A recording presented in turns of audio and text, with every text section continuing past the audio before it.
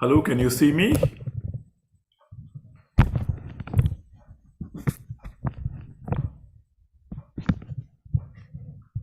I can't hear you.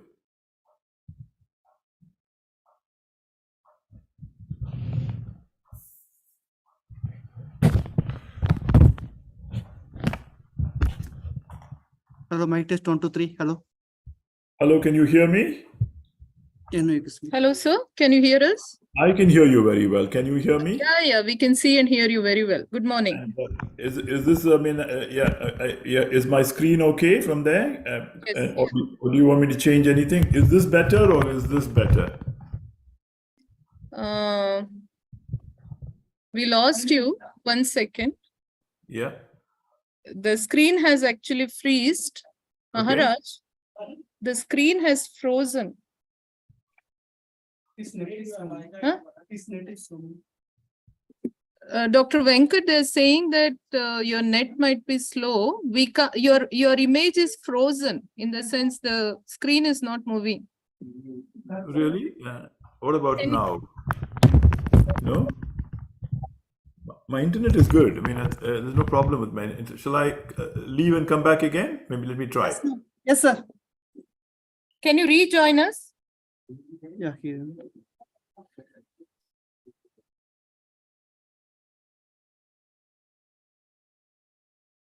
Rajit. Angad.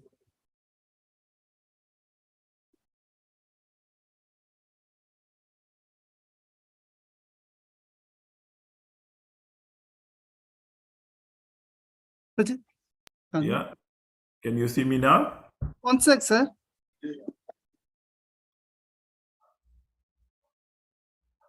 Sir, can you hear me, sir?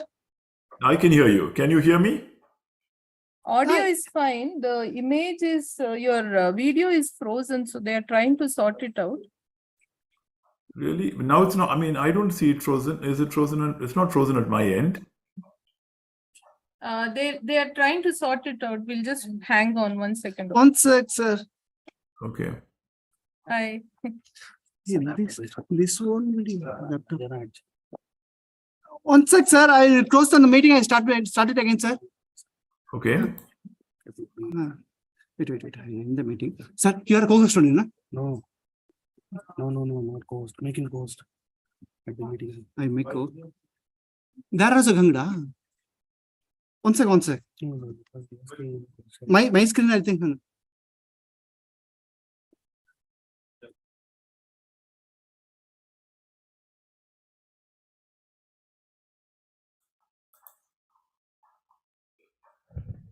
What about now?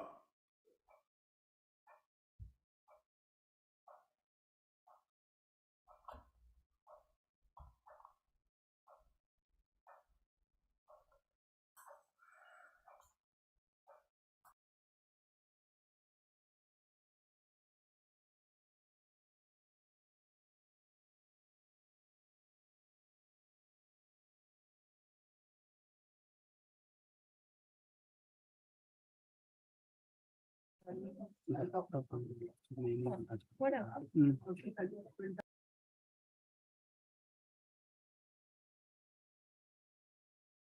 Papa நீங்க வேற வழி இப்ப திடீர்னு நாம எதிர்பார்க்க சார் converter எல்லாம் கையில் இல்ல. அதை connect பண்ணி அது அப்படியே அதை எடுத்து வந்து வச்சுக்கலாம் டக்குன்னு ஆனா அது வந்து இங்க சப்போர்ட் ஆகாது இல்லை சார், இதே பெஸ்ட். சார் மேம் இன்ஃபார்ம் பண்ணுங்க ma'am sir Hello, Dr. Venkat. Can you hear us? Yeah, I can hear you. Can you hear me? Can you see Now me? it's fine. It's Make good. focus. Good. Yeah. Is it good? Yes. Or do you want me to become closer? My image. Do you want It's fine. If you can maybe lower your camera a little bit. Okay. No. Slightly up. Okay. Now this is good. Perfect. It's fine. Yeah. Yes. Or do you want me to lower it a little more? I just to No. make It's fine. It's perfect actually. Okay. Good. Yeah, it's perfect. Perfect, sir. Right. Okay. Thank you. Who's there? Sucharita is there. Is Priya there? I am Sucharita speaking. Priya just now went somewhere. Okay. So You you're all can't waiting. see us? You can't see us, Dr. Venkat. No, I can see you. You're wearing a red thing, right? You're wearing something red. Yeah. Yeah, Yeah, hi. I can see you. Hello, how are you doing, sir? Yeah. How to come? So everything is set. I Yeah. think we'll just wait and the program will start in another half an hour. 45 Half an minutes hour. actually. Another Nine, 45 minutes. No, I thought you're starting at 10 o'clock, no? yeah, it's now 9:17. 9:17. So Oh, another okay. 45 minutes are there. Okay, I didn't realize. Okay, so okay, because so you're starting only at 12:30 my time, not 12 o'clock my time. Your Yeah. videos at 12 o'clock. I mean, okay. So okay, because you said your outlook, the invitation that you sent, it started at 12 o'clock. So they're starting at 12:30. Yeah. Okay, so you want me to wait or come back? Maharaj, he can log off and come back later. No, he doesn't have a PPT. One more speaker has a PPT. Sir, I think you can come back a bit later, maybe No around in problem. another half an hour. Half an hour. Okay, no problem. Thanks. Okay, thanks. Bye bye. Bye.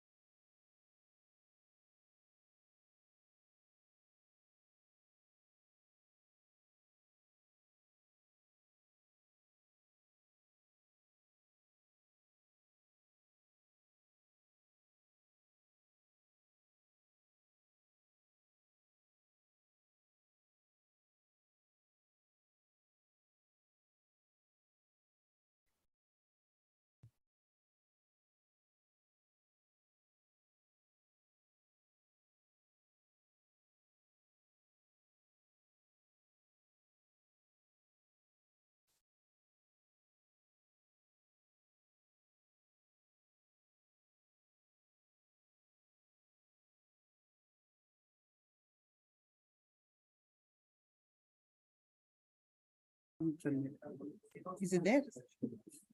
Good morning, Prof. Professor Matthias, can you hear us?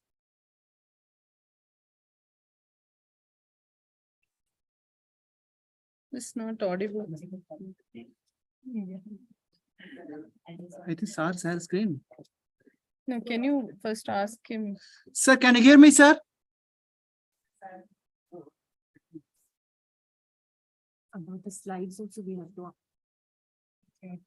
As a meeting. Hello, mic test 1 2 3. Hello, mic test 1 Good 2 3. morning, sir. Hello, sir. Can you hear me, sir? Hello, sir. Can you speak at the Hello, sir. Prof, it's Sucharita here. Can you hear us? He's muted, is it? Prof, can you speak? Sir, can you hear us, sir? I'll call on WhatsApp, wait. No, wait, I'll call on WhatsApp.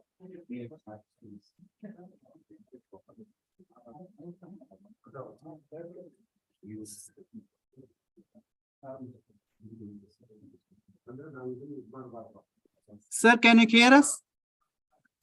I think his slides have to be loaded.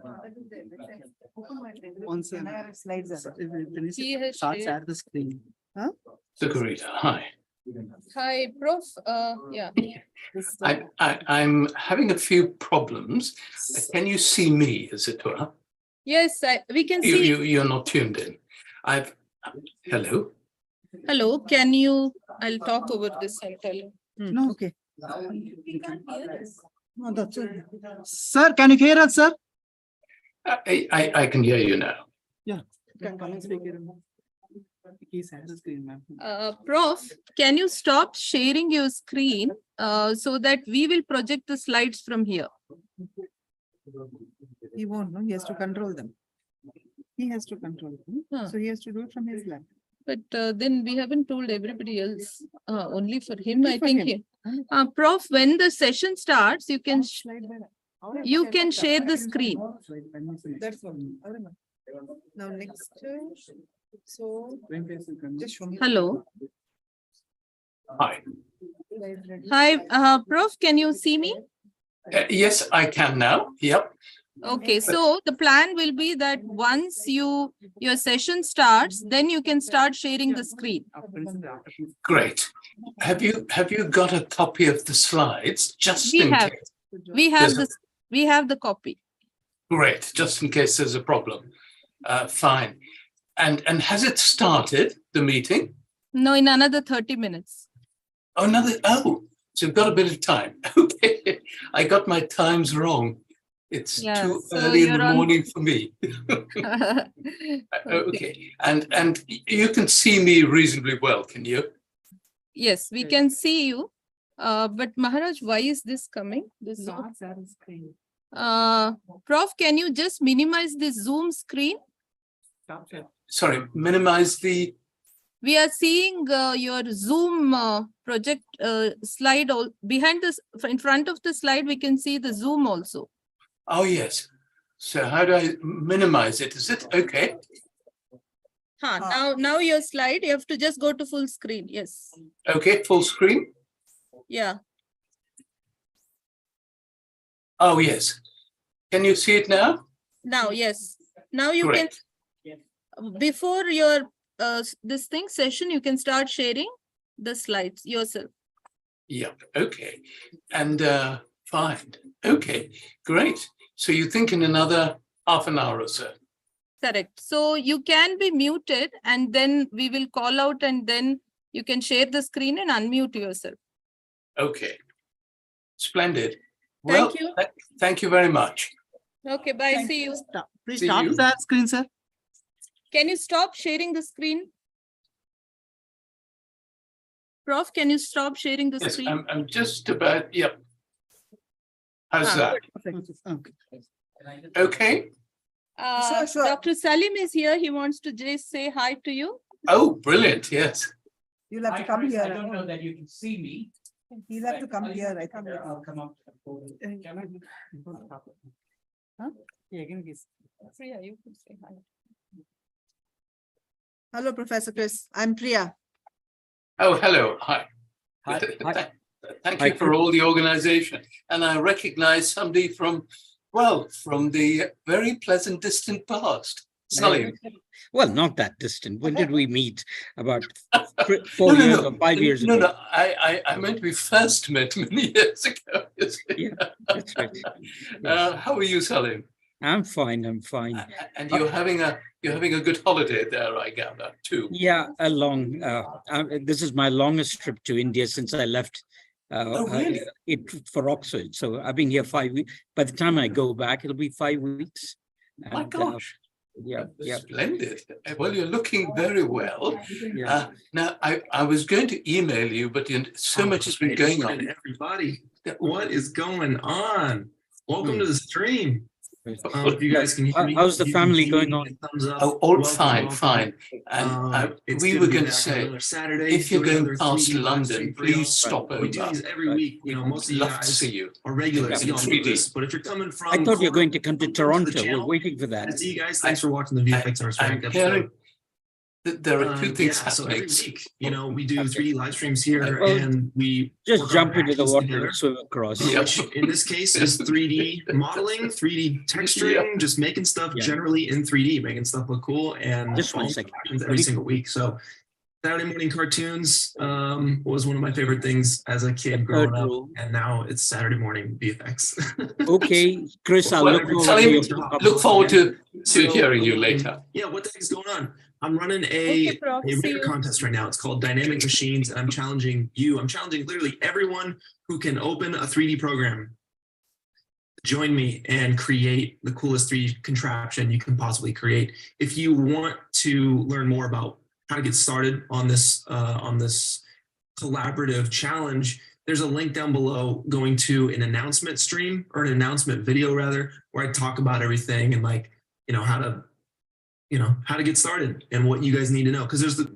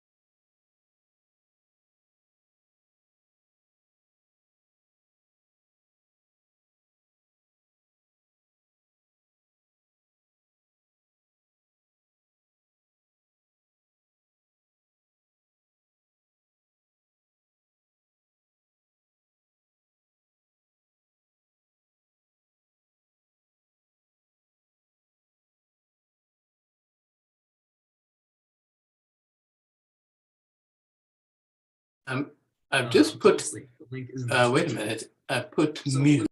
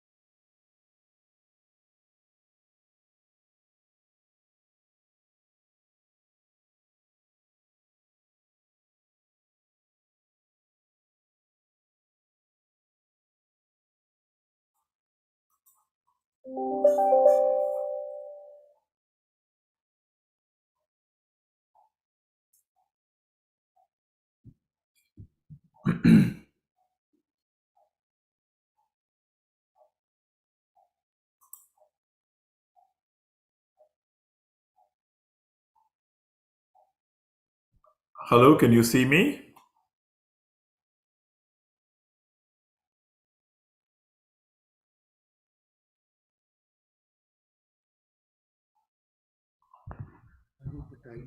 We can see you, Dr. Venkat.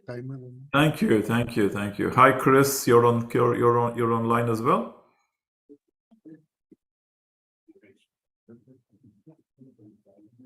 Yeah, he's on mute. No, he's online, but he's digital.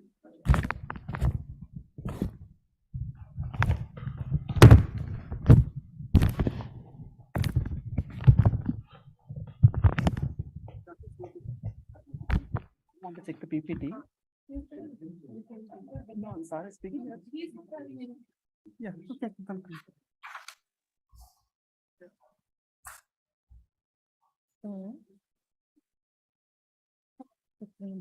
Dr. Stjohns, Dr. Patrick.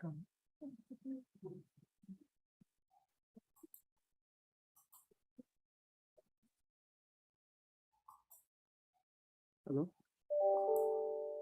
Hey, Ravi, Mati, tadi கூப்பிடுறா sir Mummudi மேல கூப்பிடுறா. Okay. Ma'am, you come and help me now, ma'am. Yes. We don't know which one. Okay. Don't know. First, which people you want to open, ma'am? No, interest rate. Interest rate. Anything And is keep open. it on display.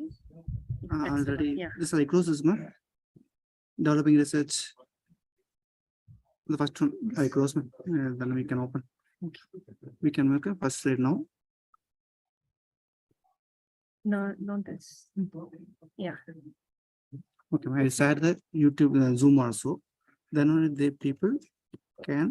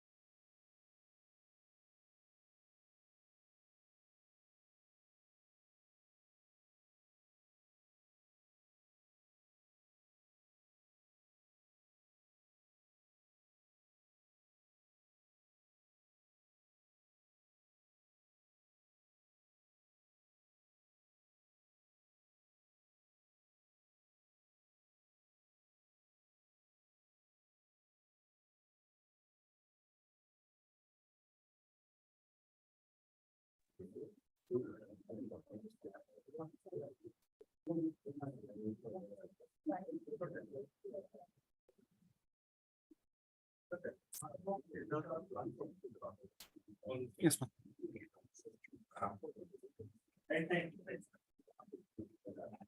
Good morning, everyone. We are ready to begin. I invite everyone to take their seats.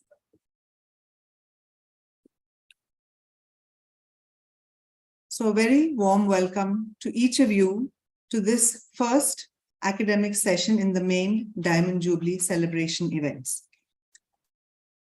This session is titled Inspiring Clinician Scientists. What does it take to succeed? And is a focused discussion really on how to grow and sustain research in St. John's. This session is jointly organized by the Diamond Jubilee Organizing Committee and the PhD Committee. Thank you one and all for being part of this session, and a very big thank you to all the faculty who have traveled from near and far to participate in this session. To give you a brief overview of the session today, I invite Dr. Sucharita, Head of Physiology and the PhD Committee, to give you a brief overview and orient us to what we are planned for today.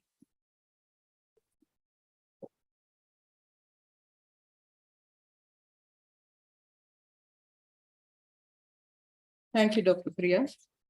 A very warm welcome to all the distinguished speakers and participants. It gives me immense pleasure to have got an opportunity to stand in front of you to welcome everyone to this much awaited first Diamond Jubilee academic event. This event would not have been possible without the support of esteemed speakers who agreed to be part of this program, and also a great response with a lot of registrar participants. This event, I feel, is a once-in-a-lifetime event for all of us, as we are going to hear the alumni who are pioneers in their own respective fields and to have agreed to come and be part of this program. I'm here to briefly talk about three things. Why are we conducting this program? What is going to be done during this program? And finally, what is the way forward after this program? Let's make a new cylinder. Let me first start why this event was thought about. As all of us are aware that NIRF ranking of the institute has dropped, so is the reduced status of the PhD program, and the number of publication of the faculty or the quality of publication per faculty has reduced, which has become a point of concern. All of us will agree that while the problem remains complex, the solutions cannot be simple. But the way forward to dealing with these concerns is engaging with repeated discussions and also having some action plans. Current event is an attempt in this direction, and it is very important to ask a simple question: what can be done at individual level while we are seeking support from the institution? As they say, small steps can bring bigger changes. We hope that the current program will be able to sensitize faculty about the various processes involved to being a clinical scientist. So coming to the next part, what are we going to do today? We have planned 3 amazing sessions. The first session is all about listening to the alumni who is going to share their experiences with us. The second session is planned for a panel discussion, which is going to bring about the various concerns which I just now listed, and hopefully we will be able to figure out some solutions. And third session, we have called it Meeting the Professor session, where we hope that all of you will get a chance to interact one-to-one and clear whatever doubts you have. Now, the big question all of us will have in mind is, what is the way forward? We hope that this program will sensitize and create interest in faculty to explore various avenues, while at institutional level, opportunities are being considered to facilitate collaborations, fellowships, PhD program, and of course, some few training programs. We will be updating you as and when these events on a timely basis. Once again, with immense pleasure, I welcome all of you, and I'm very sure that this is going to be a very fruitful day ahead. Now, I kindly request Reverend Father Dr. Charles Davis, Associate Director, Stjohns Medical College and Stjohns Research Institute, and Dr. Tony Raj, Professor, Department of Physiology, Dean, Stjohns Research Institute, to come up on stage and chair the first session. While I invite them, I'll also ask Dr. Priya to introduce the speakers. Thank you.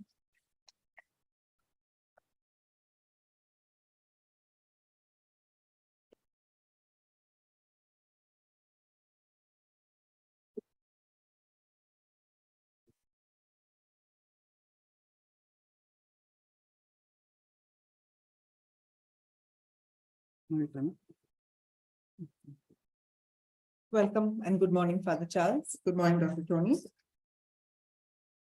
So this is a session where we are not going to discuss detailed introductions in the interest of time. But as Dr. Sucharita mentioned, we have prepared a folder with everybody's detailed CVs, which have been shared with all the participants in advance.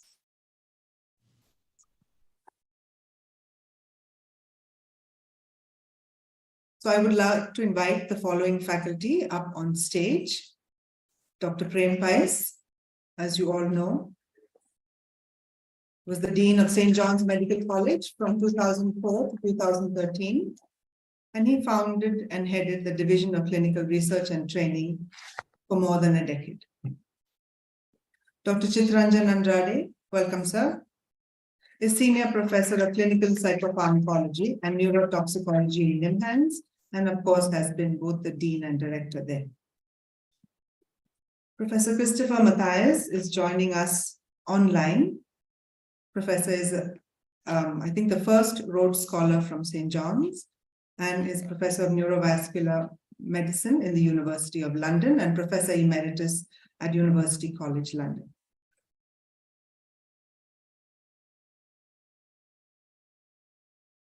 Professor Patrick Kamath, do join us.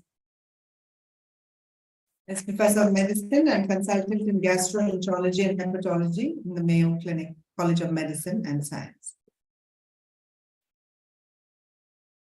And Professor Venkat Narayan is Executive Director, Emory Global Diabetes Research Center. Professor Venkat will be the first to speak and will be joining us online via Zoom. And we're very grateful for your willingness to participate at a very early time in your morning.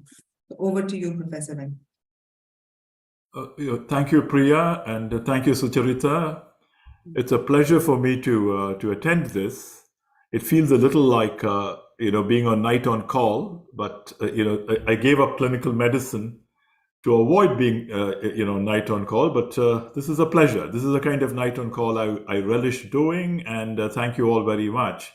And thank you for accommodating and letting me go first. I'd like to listen to the others too. So what I'll try to do is take 10 minutes to try to reflect upon my journey and some of the lessons that I might have learned. And I want to be very clear.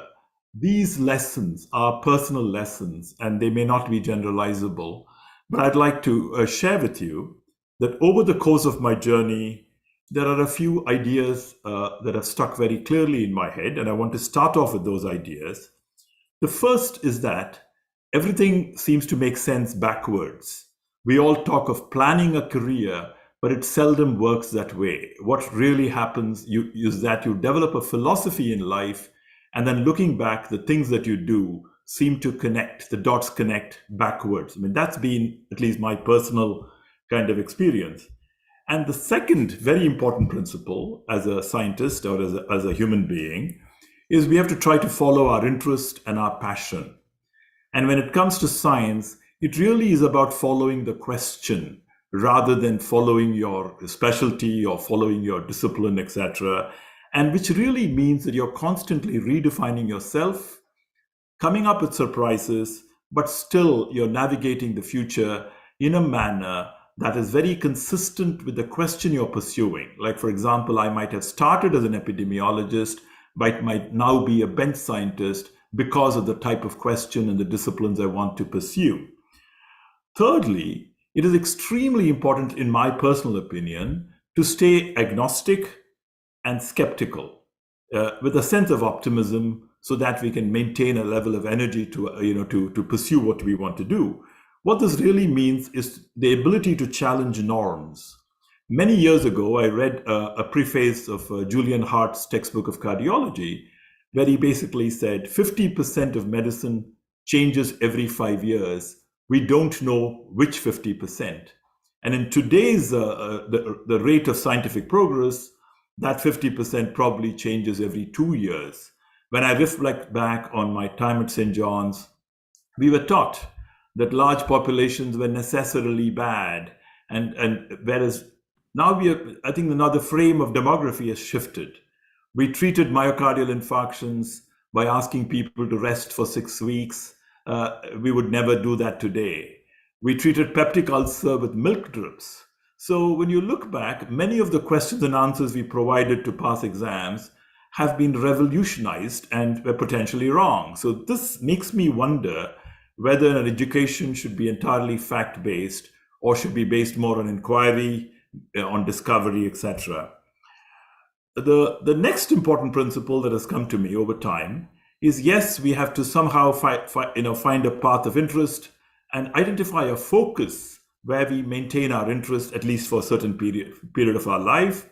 But it's equally important to be developing a broad interest so that as you think in terms of the major problems that need to be solved today, they require interdisciplinary work. They require appreciation of the sciences, the arts and humanities, engineering, and medicine, which means that we are going to be working with geneticists and epidemiologists, sociologists and anthropologists. You're going to be working with the statisticians, you're going to be working with the physicists and the informaticians, etc. So an awareness of many of those fields and an idea of being curious about other areas is going to be extremely important.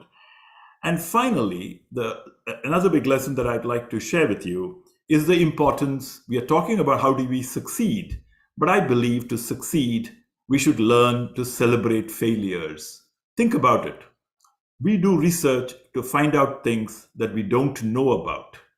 And by definition, that journey is bound to have failures. In fact, some of the greatest research has begun with major failures. I mean, there's a great book called, the Paradigm Shift. Essentially, a lot of major scientific discoveries happen by chance, by some of the failures in a lab method, by certain failures in our observations or new observations. So I think we constantly need to be aware of that. But what that requires is an ability to maintain an open mind, pursue our curiosity with a sense of openness, but also develop a certain discipline to remain organized and publish.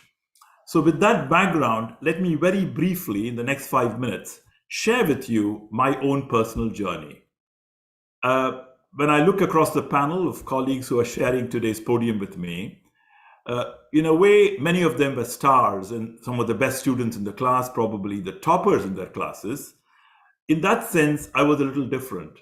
I wasn't exactly a good student when I was at St. John's, and I've often wondered, was I not smart enough to be in that system? Or is it possible that the system wasn't smart enough for me? I don't know the answer. But what is important to me is, regardless of what happened there, my time at St. John's, I generally spent time reading around philosophy and literature, reading about religions, taking part in poetry, being in the chess team. I enjoyed many of the extracurricular things that, looking back, has given me a kind of liberal education to engage in the kind of work I do.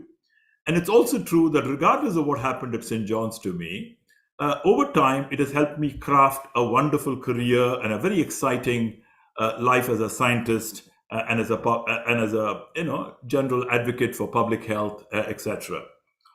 When I finished my medical degree at Stjohns, I was at many times wanting to quit medicine. And even when I finished medicine, I got admitted to a PhD in biomedical engineering at the Indian Institute of Science. I thought of doing an MA literature at Central College, and I didn't do any of those. I ended up moving to the United Arab Emirates, where I spent about 2 years as a primary care physician. I got fired from my job for a variety of reasons, regardless. Then I moved to England, where I was an SHO in medicine near Essex, and then moved on to become a registrar in medicine in Newcastle and Durham. And this was a very interesting period. So I was beginning to enjoy clinical medicine tremendously, and even considered becoming a gastroenterologist because I had started doing my own endoscopy list, etc. But then there was a restlessness within me. There was something that was not fulfilling just being a clinician, which was when I was on call one night in November of 1985 when an epiphany happened. I could not sleep, something like this. I had to wake up in the morning to attend to a call. I go to the library and I find this green book in the library called Clinical Epidemiology by Fletcher and Fletcher. I start reading the book. The very first paragraph of the book talks about retrosternal chest pain radiating down the arm. And the question is, what is the diagnosis? Anybody would say it's angina or it's myocardial infarction. But then the author pauses and says, how did they first know that this syndrome complex predicts myocardial infarction or angina? That was a question that I had asked Dr. Balasundaram when I was a medical student, and I was told, go read a book. So this idea, so I sat that morning, read that entire textbook of clinical epidemiology, and by 6:30 that morning, I had decided this was a field I wanted to pursue. So in the next couple of days, I reached out to the British Medical Journal, found positions for training in preventive medicine. They called it public health medicine at that time. And I matched in an elite program in Scotland, got to do an MSc in epidemiology and an MBA as a senior registrar, and then later became a consultant and senior lecturer in Aberdeen, in 1989, and started work largely in cardiovascular epidemiology and health promotion for cardiovascular disease. And I did not realize that one day a fellow in endocrinology comes to me and says, can you help me with some statistical analysis? I have this data set of 5,000 patients with diabetes. So we worked together on the problem and we published that paper. It got published in Diabetic Medicine. But little did I realize that that was an important finding. And the finding was very simple. You're talking way back in late 1980s, demonstrating probably for the first time almost that the major cause of death in people with diabetes was cardiovascular disease and not metabolic complications. So one thing led to another. That got me invited to a very important 2-week course in Cambridge. It's an international course in diabetes that is held every few years by elite international faculty. I was already a consultant, senior lecturer. We had bought a house in the countryside in Scotland. My wife had settled down. We thought we were going to live in Scotland for the rest of our life. This was in 1990. So I go to this course in diabetes research in Cambridge, 2 phenomenal weeks there. Get to meet some of the best people in the field of diabetes. And being a provocative person, I engaged in the discussion of how do you design studies, how do you design a trial, etc. Came up with a small group working on a design for a diabetes prevention trial. At the end of the 2 weeks, I came back to Aberdeen, thought I was going to be there forever. And then I get this letter from Dr. Peter Bennett at the NIH asking if I would want to go and spend a couple of years as a senior research fellow helping design this trial, which I did. And I resigned my job as a consultant in Scotland, moved to the NIH in the US, worked with the Pima Indian study, which gave me a tremendous 4 years of experience connecting all the way from molecular biology to epidemiology and that connection in between. And I was able to design the first trial in that population, which eventually became what is known as the Diabetes Prevention Program, a $160 million, 27-center clinical trial that began to launch my career, got recruited to CDC to start the science branch. I mean, there was already a science branch there, but I had to play a role in terms of building it up. So at CDC, I had 10 tremendous years, actually there applying a lot of my MBA education and my epidemiology to reframe how you measure quality of care at a national and local level, and how that data can be used to change health policy and do trials of quality improvements. And we invented almost a discipline called translational research, writing conceptual papers, borrowing heavily from my management education, borrowing heavily from marketing principles, borrowing heavily from economics. So I think, in many ways, some of the other things that I had read for personal interest became very valuable. And I thought, here, I'm in a permanent job at CDC, I'm going to stay there forever. And then lo and behold, Emory University approached me in 2006, asking if I would be interested in joining them to start a global program in diabetes and non-communicable diseases. I had not worked in US academia, never written a grant, never supervised a PhD student. And I was the only recruit into the space. As a single faculty, I took on the challenge in 2007. But over the last 15 years, we have developed the Emory Global Diabetes Research Center, which got established as a university-level center, the first university-level center that Emory has established since 1937. We are 150 or 160 faculty working in 22 countries. And more importantly, the journey has taught me a lot of humility. I set out believing initially that all that we learned in high-income countries could be applied to low and middle income countries, but that's clearly not the case. We ran into the idea of type 2 diabetes in thin people, which has opened an entire arena. I'm almost done, which has opened an entire arena of looking at insulin deficient variety, etc. With that, let me stop. Thank you. Thank you.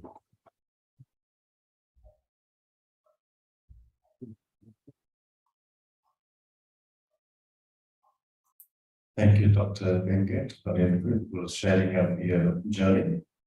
Now may I invite Dr. Matthias. He is sitting in London. He's at 5:40 a.m. there. May I invite Dr. Matthias to go ahead.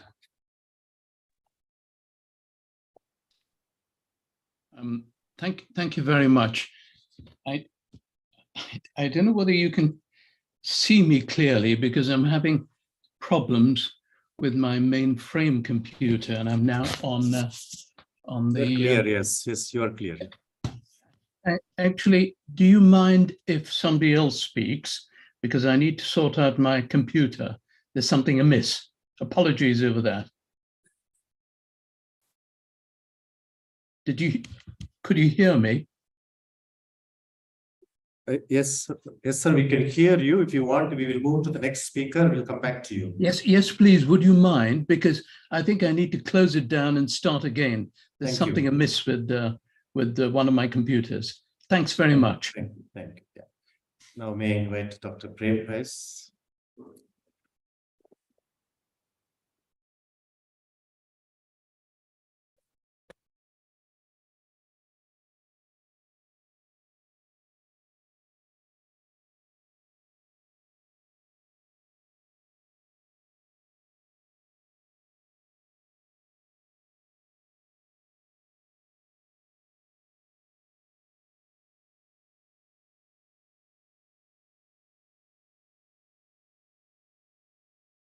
Good morning.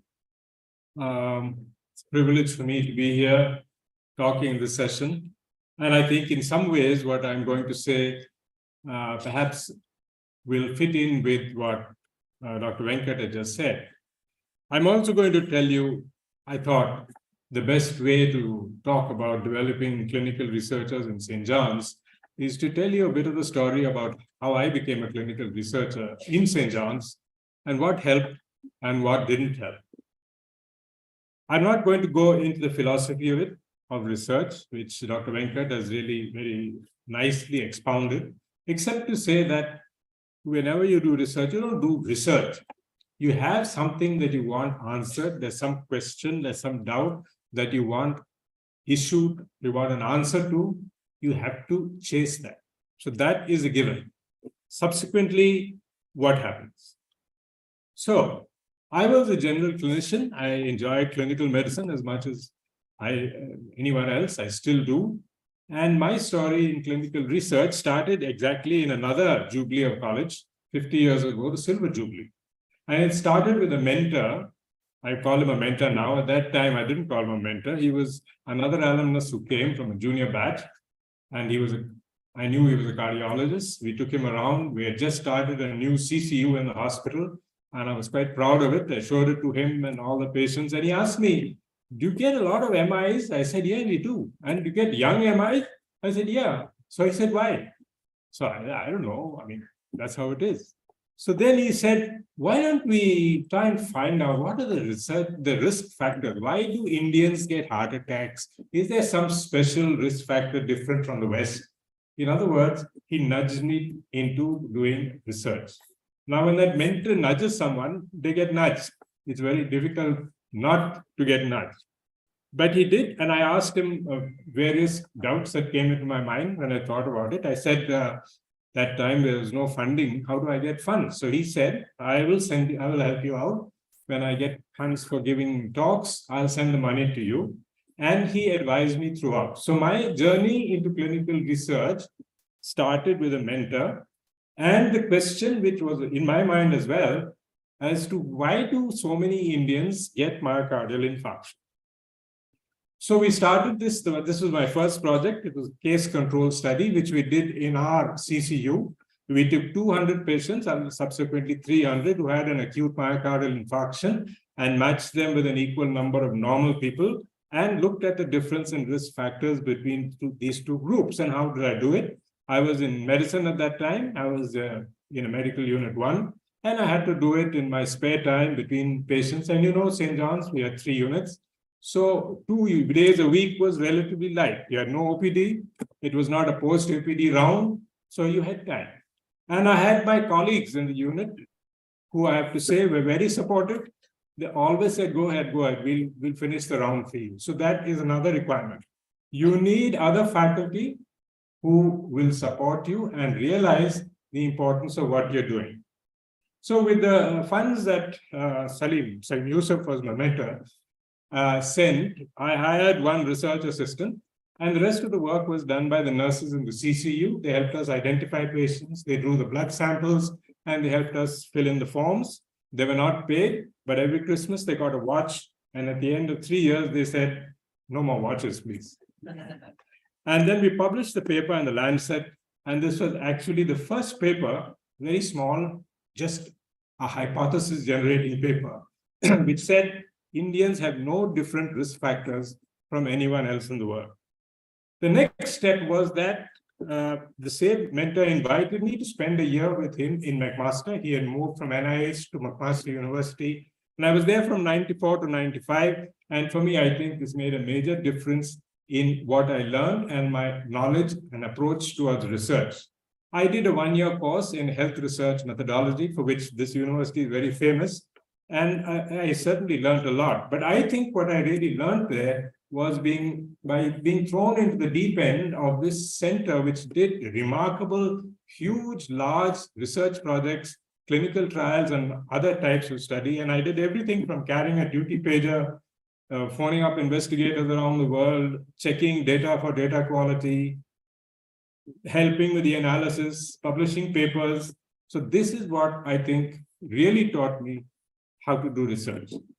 And of course, I made lifelong friends whom I still keep. I returned to the college at the end of the year, and with the support of the then director and the dean, we set up what was called grandly the Clinical Epidemiology and Research Center. Basically, we were given 1 room in the college. I have to tell Father that on the first floor, in the same place where the alumnus office is, and that still remains it, although I think they are struggling to hold on to that room now. We developed links with the ICMR, and we set up a 6-center ICMR task force study on the same pattern of what we did in our CCU. So what is the learning process from that? The learning process was how to learn multi-center studies, how to process blood, how to shift blood, and a very important thing, how to work with a government agency like ICMR, which is a skill in itself. Based on these two studies, in the meanwhile, in McMaster University, Salim and his group, with some input from me, expanded the same design to produce the Interheart study, which moved from 200 cases and controls to 12,000 cases and 12,000 controls, or that's about 25,000 people altogether, which until today is the defining paper, which lays down that 90% of patients with myocardial infarction can be explained by common risk factors. And that has been the landmark. Further trials and studies have all been on how to reduce and address these risk factors. A little later on, we moved from observational trials or studies to interventional studies. The first we did was in 1999. It started for the CREATE trial. It was the first trial in cardiovascular disease done in India with a multi-center approach, the first large ones. We worked really from the ground up. I learned there, or we learned, how to work with multiple sites, not 6 sites of the ICMR study, but I don't recall on these 20-odd sites that we had. 50 sites working together. We learned the rules and regulations of the government, which we didn't know before. By sitting outside the office and talking to the clerks of the DCGI, we learned how to handle trial drugs, how to get permissions, how to store them, how to ship them. We ran large investigator meetings, how to monitor sites, design and analysis of trials. And I also learned there the importance of delegation. One person cannot do it all. So at about that time, I was joined by a younger colleague, Dr. Dennis Xavier, and that's how the work process. So that's the other lesson one should learn. I move now from a little bit from purely personal to institutional. From the time of the Silver Jubilee, and especially when I was in McMaster, Salim is very fond of his alumni. As you know, he comes so frequently. So we used to talk, how can St. John's be different? Till 1990, it was the tertiary care hospital of Bangalore. It had the most advanced treatment. From 1990, corporate hospitals came with endless money. St. John's started to be left behind. So we said, research in a medical college in India is a unique concept. So we thought, that's how we thought of the idea of what is now called St. John's Research Institute.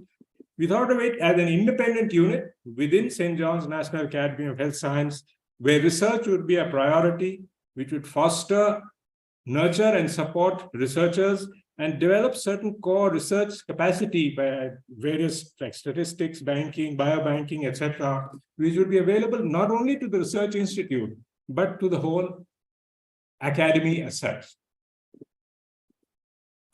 It came about because we had very supportive at that time, both the dean and director. In fact, 2 directors, Father Percival Fernandez, and he changed, and the next was Father Kalam. Both of them were very supportive. They gave the land and the basic infrastructure like water and electricity. The buildings were built without any money from St. John's, the first buildings, because the first dean had very innovative methods to raise funds. And so the first set of buildings, which are all the buildings on that side of the road, were built entirely without any funding from the college.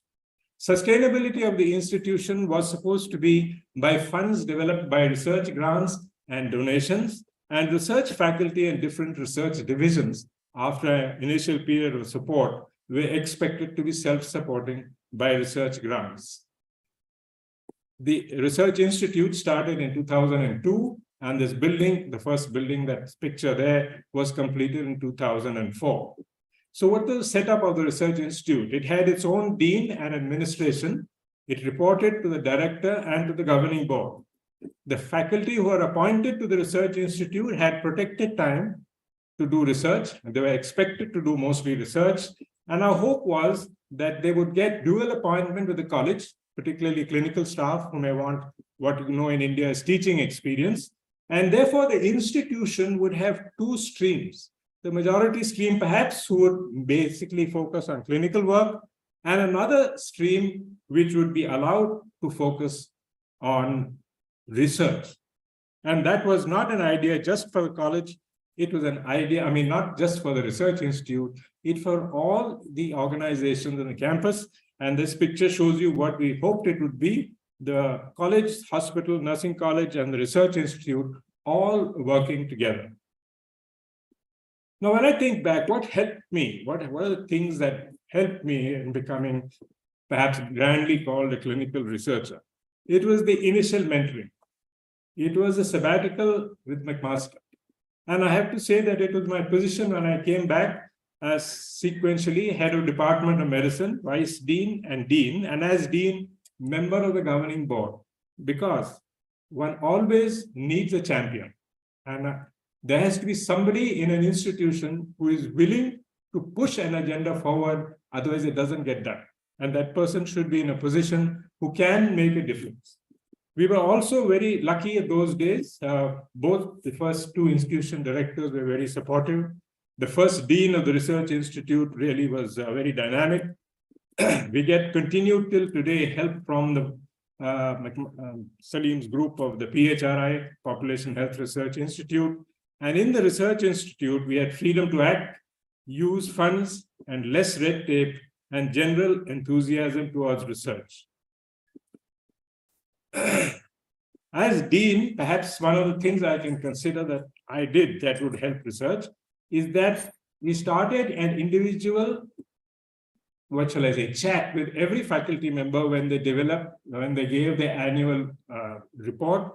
And in that, I made a point of asking them, what research project are you thinking of? When your next annual report comes, when you're sitting with us, can you tell me what you expect to be doing?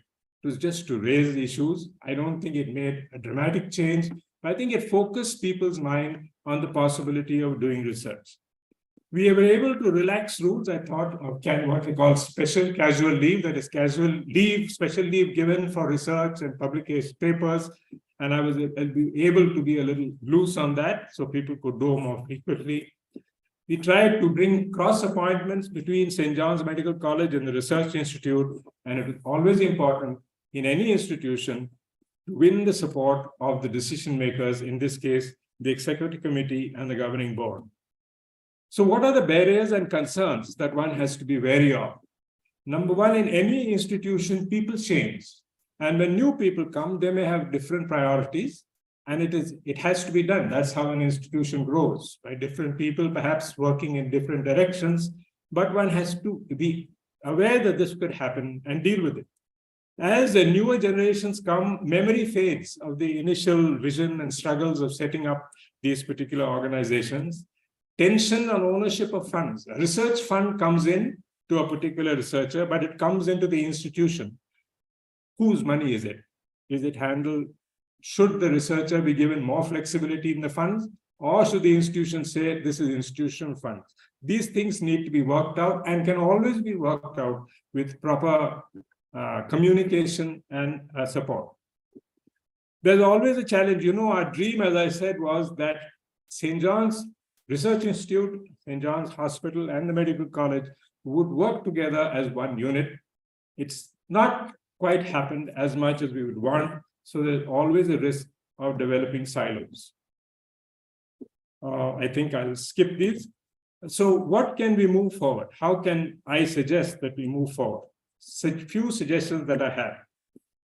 Put forward adequate role models of people who are not only doing research, but people who are doing both, because we want people who are able to do both. Yes, more of research for some and more of clinical work for the other. The institution should recognize the achievements of people who do research by giving them academic rewards. For example, can we have an annual reward for the best researcher, which is given, say, on college day or graduation day, like we give so many other rewards? Think about it. Financial rewards, which need not necessarily mean money in the pocket, but it could mean flexibility in using funds which have been raised in research for other needs. How to deal with a really major and constant problem of time constraints of people doing clinical work. How do they find time? Can the institution give protected time to people? Yes, it may mean that you need a larger number, a slightly larger staff. I would draw your attention to the slide I saw sent by Dr. George D'Souza, in which the college received lower marks in the NIRF ranking on the staff-student ratio. Perhaps we need to address that. And one way of addressing that is taking more staff and allowing, therefore, more time to do more academic work. I think one needs to recognize that when you're a faculty in a medical college and we call ourselves academic clinicians, an academic clinician is not just a clinician who takes classes for students. Even corporate hospital doctors are now teaching people who have DNB. An academic clinician is much more than that. And that, I think, is a recognition that must be driven home by the leadership in the college. At the same time, the institution has a right to ask for accountability. Accountability of those to whom it has given time and the freedom to use money to do research. They should be able to demonstrate success, scientific success, academic success, and yes, even financial success in what they have done with the time and the freedom allotted to them. So I've tried in 10 minutes, Father, okay, to cover my experience in my journey and some of the issues that rose in St. John's, because that is our institution. And that first thing to know is like if you want to know why you get a heart attack, first thing is to find the risk factors and then address them. Perhaps the same approach will help you. Thank you.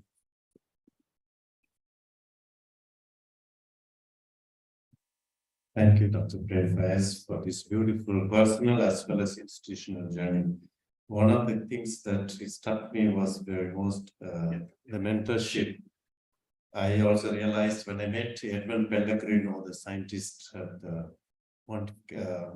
President's Council on Bioethics, he told me when you do a research that should have a clear-cut thesis question, and if you put a needle through your research from the beginning to the end, you should have the orientation.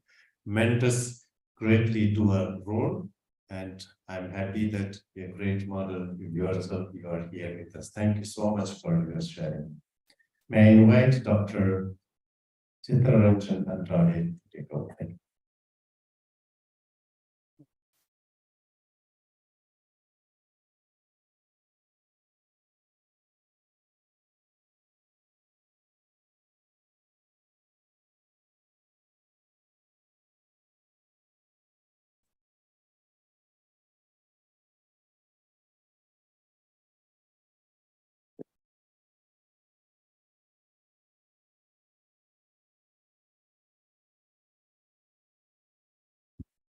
Hello, everybody. I'm a simple chap. I say obvious stuff. If I accidentally say anything funny, please encourage me by laughing.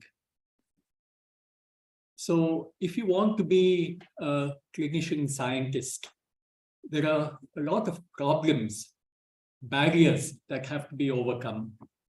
As clinical faculty, we live in different worlds. We have our careers, we have our families, and we have our personal lives with our hobbies, rest, and relaxation. In our careers, we work in several roles. We see patients, we teach, and hopefully we do research. Now, if we have to do research, time is a major barrier. We have only 24 hours in a day. To find time for research, we have to make sacrifices somewhere. Do the sacrifices come at the expense of a family time? Or do they come at the expense of, for example, our sleep or our daily exercise or our hobbies? To give you an example, I'm a little bit of a time terrorist. I practice extreme time management. As a researcher, I do not have time to watch TV. I don't watch movies, no Netflix, no YouTube. I hardly ever use my cell phone, no scrolling on the cell phone. I'm not on Facebook, no Instagram, no Twitter. And my classmates are very angry with me because I'm not on WhatsApp either. Yes, Prakash.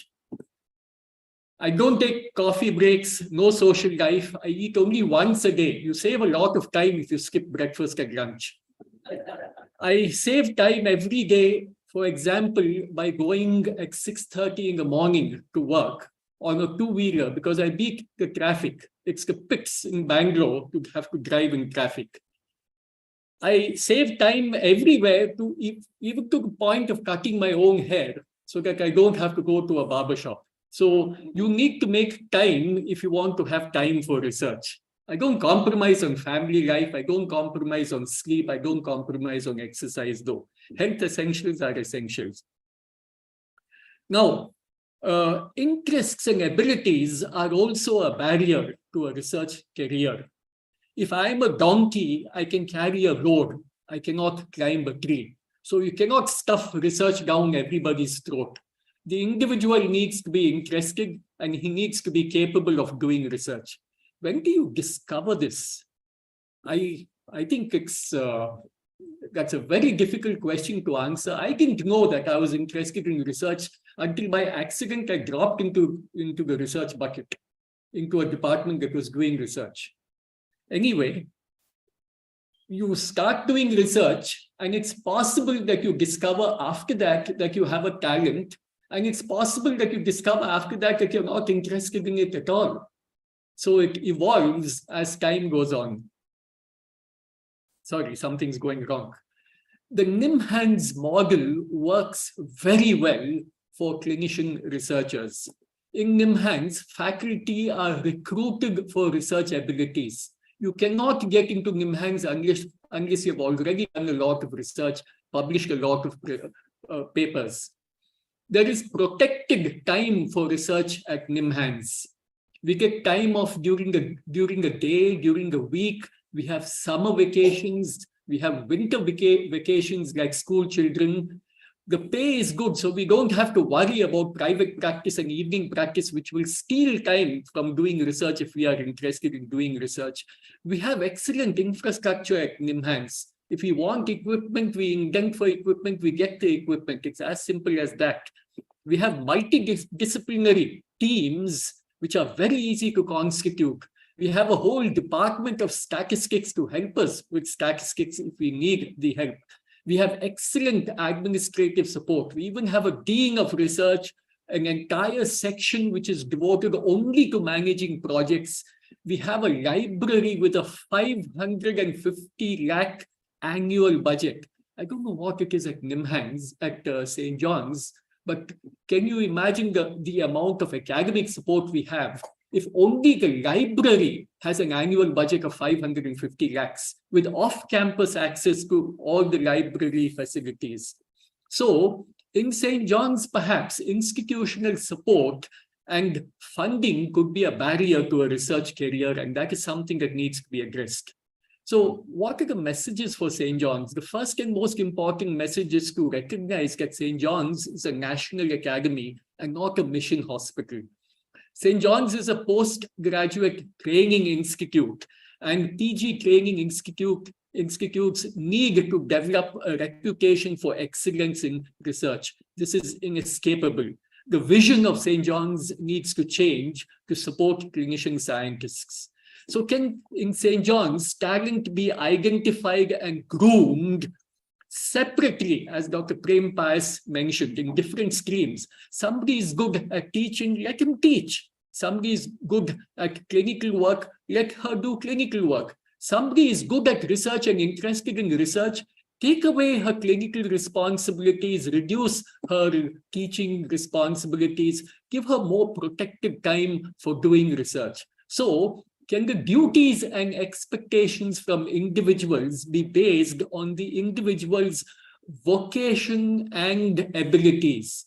Can salaries and time be protected so that the individual can actually bring accolades to the institute in the form of research publications? Can philanthropic organizations, corporate social responsibility funding be mobilized to support this kind of research? Can the expertise and talents of alumni, the research interests of alumni, be leveraged to support the interests of clinician researchers at Stjohns? Can Stjohns sign memoranda of understanding with other institutions to access laboratory facilities, to access statistical support, to access library facilities if you don't have the necessary journals here in St. John's. Can St. John's make structural changes? For example, digitizing the entire clinical database so that you can do, for example, retrospective cohort studies, and you can start cohorts which can go 10, 20, 50 years into the future. So these are changes that can be made in St. John's. If you as a clinician want to do research, you need to have time to read. If you are not reading journals, you don't know what research questions to ask. You don't know what research questions have already been answered. You don't know how to design your studies. You don't know what the limitation of existing studies are and what the limitations of your own research design may be. You need to read, and you need to spend several hours a day reading all the journals, not just in your field, but in other fields as well. You need to start publishing. Start with case reports. Start with doing small open studies. Do stuff like quality of life, burden, point of care studies. Start your own cohort. If you are a postgraduate teacher and you have a postgraduate student assigned to you and you are the guide for that student, the thesis should be publishable. Every thesis that is completed by a student at St. John's should find a place in a medical journal of repute. Otherwise, it's wasted time and labor and unethical for the patients who consented to participate in those studies, for their participation in the studies, not to find expression in the form of a publication.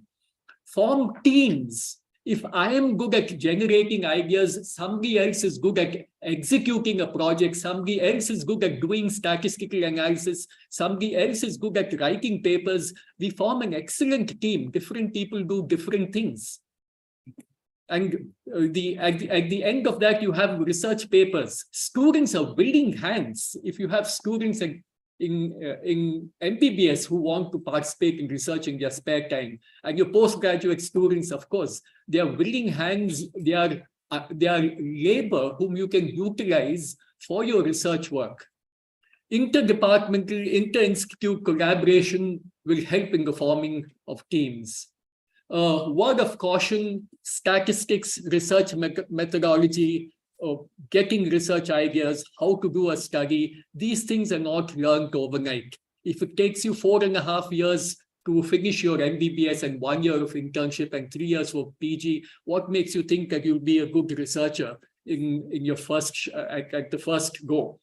Giants, from individuals to institutions, take time to grow, and it involves a lot of sweat during the process. So this is my last slide. How can I help St. John's in this endeavor? In general, I live in Bangalore, I stay 3 kilometers, I work 3 kilometers away. It's easy for me to come across over here. I can conduct courses, workshops for you on statistics, research methodology, right from the basics to more advanced stuff. At a personalized level, I can provide ideas for research in different disciplines, particularly disciplines related to my own. I can help you in designing the study, help you in data analysis, in drafting your manuscript, and in journal submission. So with this, I would like to conclude. Thank you.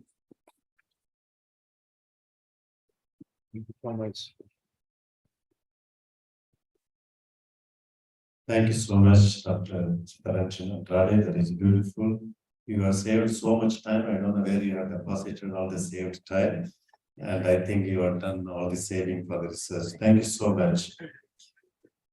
I'd like to check with Dr. Stjohns Matthias if he's ready. I'm fine at the moment, thank you. If you can hear me. I'd like to go ahead now. Can you hear us? Yes, I can hear you. Can you hear me? One more speaker here. If you like, you can take over now. Otherwise, we'll come back after one more speaker. No, I'm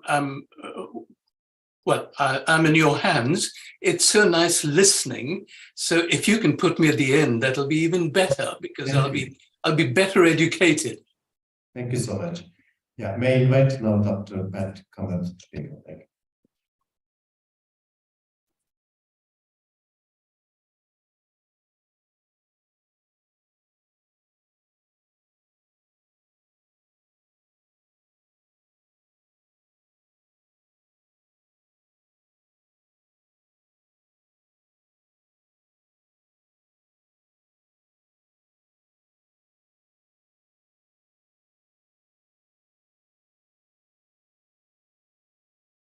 Oh, thank you very much. Thank you, Priya and Sucharita and Maya, for putting this together. I think it's a great service to the institution. And thank you for giving me the privilege to speak. I don't know.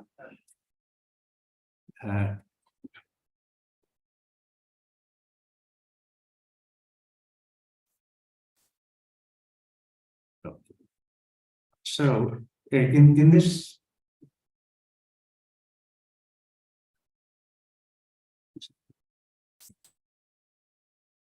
okay. So really clinical research is filling knowledge gaps. You want to know how to better diagnose, how to prevent a disease, or how to treat the disease. And once you have your research, then publication is the medium to widely disseminate your research findings.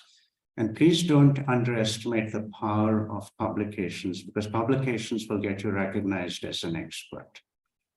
So in this talk, I'll go over why a busy clinician should carry out research, and second is how you go about it. And as a disclosure, I'm not a clinician scientist. I'm a very busy clinician educator. I spend most of my time seeing patients and with fellows. And when we see something that we cannot understand, then we try and figure it out. And so I think research is important, and I try and find time to do it, but then I get somebody else to cut my hair. Okay. So why should you carry out research? It's to fill in knowledge gaps. And remember, the ideas you're going to get is from your patient. So those are the best ways to get an idea. You see a patient, you don't know really what to do. That's something that you're going to study. And you have to solve these problems because you're the one who's going to see these patients, and you have to solve the problems for your patient. The patient in the lab is not going to solve these problems for you, is only going to help you solve these problems. And this is the great part about clinical research. The moment a paper is online, immediately you can apply it to your next patient. But basic research often takes decades and sometimes never has an impact on clinical research. So to summarize, research will make you an expert. It'll make your job a career and reduce burnout. And burnout, talking about burnout is one of my favorite topics, okay? So burnout is a syndrome resulting from chronic workplace stress. It is characterized by feelings of energy depletion or exhaustion, not putting your heart into your job, and a declining sense of personal accomplishment. Maybe can I see a show of hands? Any of you experiencing this, or no colleagues who are experiencing this? Good. So, but perhaps you're happier than physicians in the United States, because right now, and this is work from Tate Shanafelt, one of my previous residents, and now he's at Stanford, 63% of US physicians have at least one burnout symptom, and that's an increase over recent years. And only 30% are satisfied with work-life balance, okay? And why is this important? For the individual, someone who's burning out has broken relationships, higher risk of alcohol and substance abuse, depression, and suicide. And at a professional level, there's decreased quality of care and increased medical errors by these physicians. There's decreased patient satisfaction, and these physicians are not very productive. And not only that, they make it difficult for others, so there's increased physician turnover. But there is a solution. If you want to avoid burnout, do something meaningful in your day. So again, this is from Tate Shanafelt. Those who spend more than 20% of their time doing something meaningful have less risk of burnout than those who are spending less than that.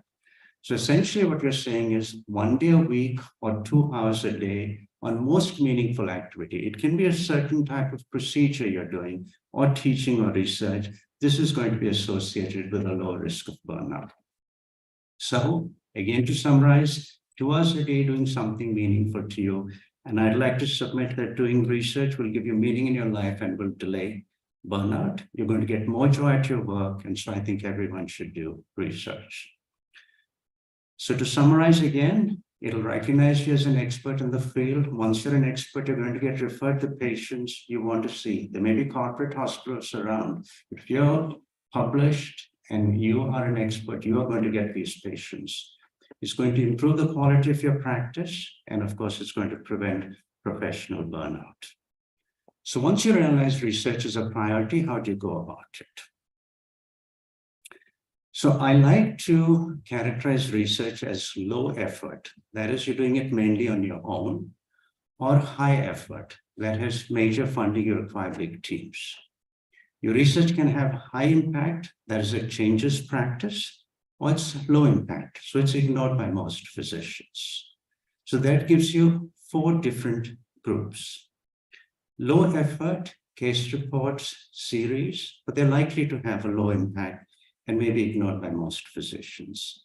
If you do validation study, do a large study which somebody else has done, maybe you show a little different. Those are called incremental studies. Again, they're likely to have a low impact. Try and focus on high impact, those that changes practice. So start with the green box and then move over. So your astute clinical observations that answer important clinical questions, that's initially low effort, but they have a high impact. And once you observe something and you want to look at it in higher groups, then you do what Salim and Prem and Dennis Xavier are doing. You go into large clinical trials. And again, cannot overemphasize the importance of astute clinical research. So I looked at all the papers from Mayo, and that's a reasonable research institute. And I looked at only the papers with more than 2,500 citations. So over 1,000 citations is considered a great paper. So I looked at those with over 2,500. And 50% were based on simple clinical observations. They were all unfunded studies. So important clinical observations.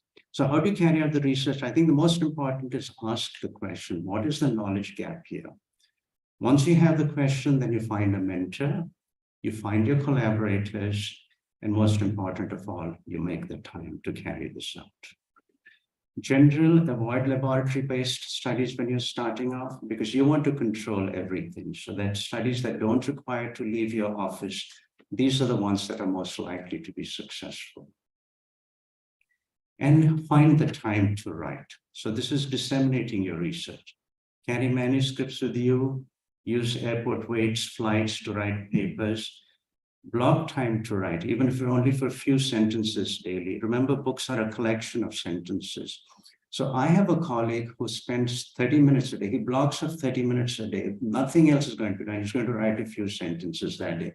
And that's why he's one of my most productive colleagues.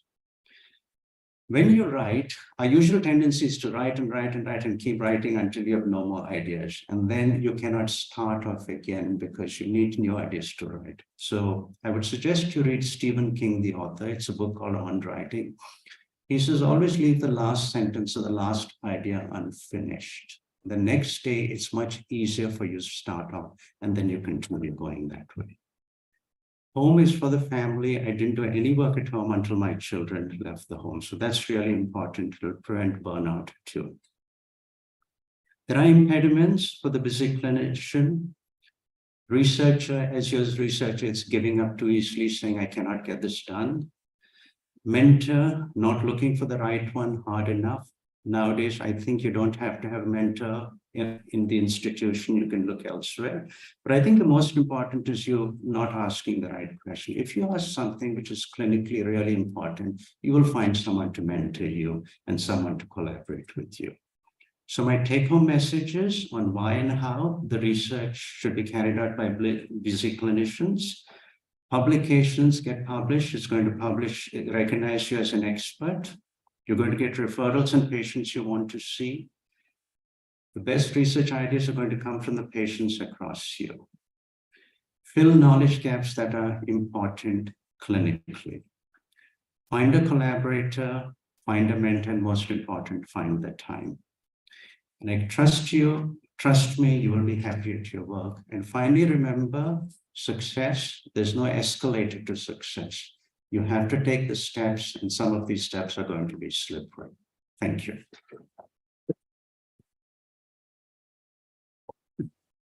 Thank you, Dr. Patrick. That is wonderful to listen to you. May I invite Dr. Stjohns to speak. Thank you very much. I will just share the screen.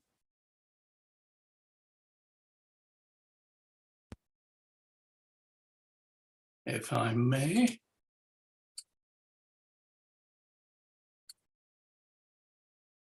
Fine. Can you see the slides? Can you hear me? We can hear you, but we don't see your presentation. You want to You can't see the slides. Oh, am I not sharing the screen then?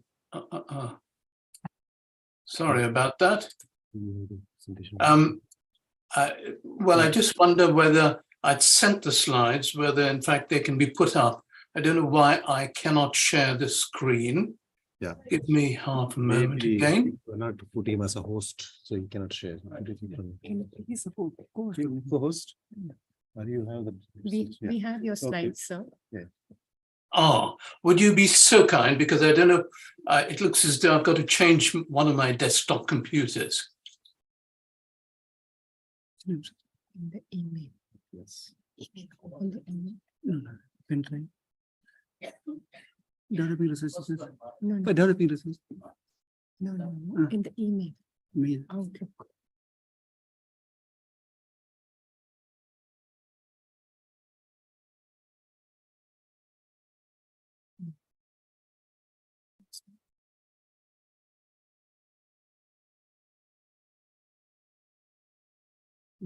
Actually, I've got it. Can you see it now?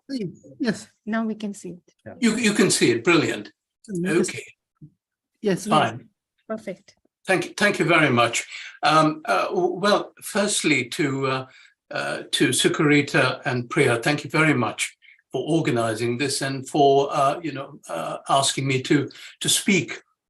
And in a way, I'm very pleased that I'm the last speaker on this, because it was marvelous listening to various people and the amazing work which they have done. Now, one of the things about this was sharing experiences, and this is exactly what I'm going to be doing, if you don't mind, giving you some examples of what has happened to me over the years. It might appear busy, and I'm going to be fairly quick, and I hope you don't mind. I'm going to be doing an Usain Bolt, as it were, speeding along.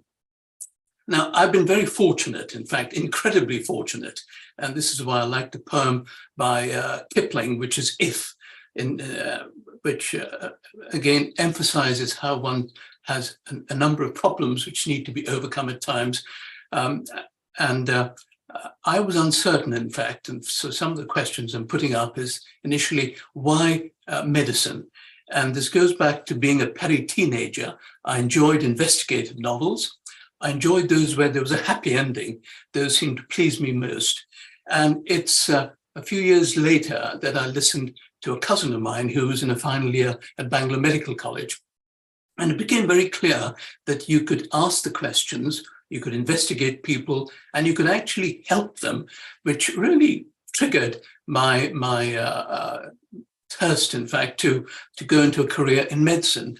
I was very fortunate to have joined Stjohns in 1965. And I just make a point here, it's so important in a way to have the influence of batchmates and your colleagues, because it does help mold you sometimes and very often for the better. And even more important, because I joined St. John's at the age of 16, I suppose, relatively immature, I suppose, when I think back. It was a marvelous course. And at the end of it, the question was, how does one continue? And I completed my ECFMG, and the plan was to go to the United States, as it was many of my contemporaries had done and had got into fame and fortune, as it were.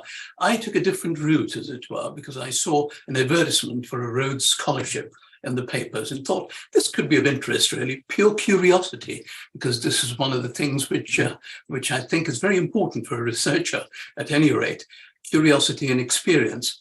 I applied. I was certain that I was going to get no further. I was shortlisted, again, to my surprise. And then there was rather stringent evaluation at the Madras Club in Madras, as it was those days, rather than Chennai. And I thought there was no chance of getting it, especially since I fluffed one of the things when I was asked, what research would you do if you went to Oxford?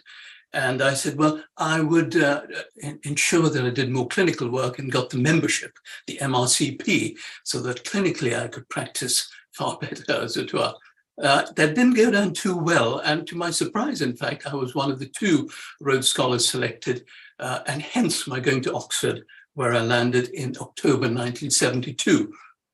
I was very fortunate to be in a place called Worcester College, which has beautiful gardens. And I say that knowing that Bangalore itself is noted for its beautiful gardens. But more importantly, they had the medical tutor called John Walker, and he played quite a role in my career. He was an autonomic pharmacologist, which I did not know at the time, because he was effectively a sort of pastoral role for people like myself who completed a degree. Now, the plan was to do cardiology in Oxford, research in cardiology, but this didn't go down well. It's a slightly longer story, so I won't say more other than the professor, Peter Slight, was on a sabbatical in Australia, and my initial visitation to the cardiology department did not go down well, as it were. It was a marvelous department, as Salim will know, because he joined Peter Slight, and as you know, he's gone on to great fame, as it were. So I went back to John Walker and I said, well, I can't do cardiology. It looks as though it's a States. And he said, well, why don't you do neurology? And I said, I don't want to do neurology. And he said, why don't you combine the 2? And this is where the autonomic nervous system came in. And he said, I think I know who the person is. And I'm going to give you show you a few slides now, just to emphasize some of the points which are listed here on simplicity and collaboration. John Walker introduced me to John Spaulding, who's a neurologist, but he had particular interest in the autonomic nervous system, and I think is one of the fathers, really, of autonomic research, clinical autonomic research. John took me on at the end of 1972, and he said, well, you should work out how patients with tetanus on respirators have hypertension and hypotension. Now, there seemed a bit of a tall order, but I joined a team, went to Nigeria, because there were very few patients in Oxford because of the immunization program. And so started on the autonomic nervous system. And I show this slide just to make the point that the autonomic nervous system is not the simplest of systems.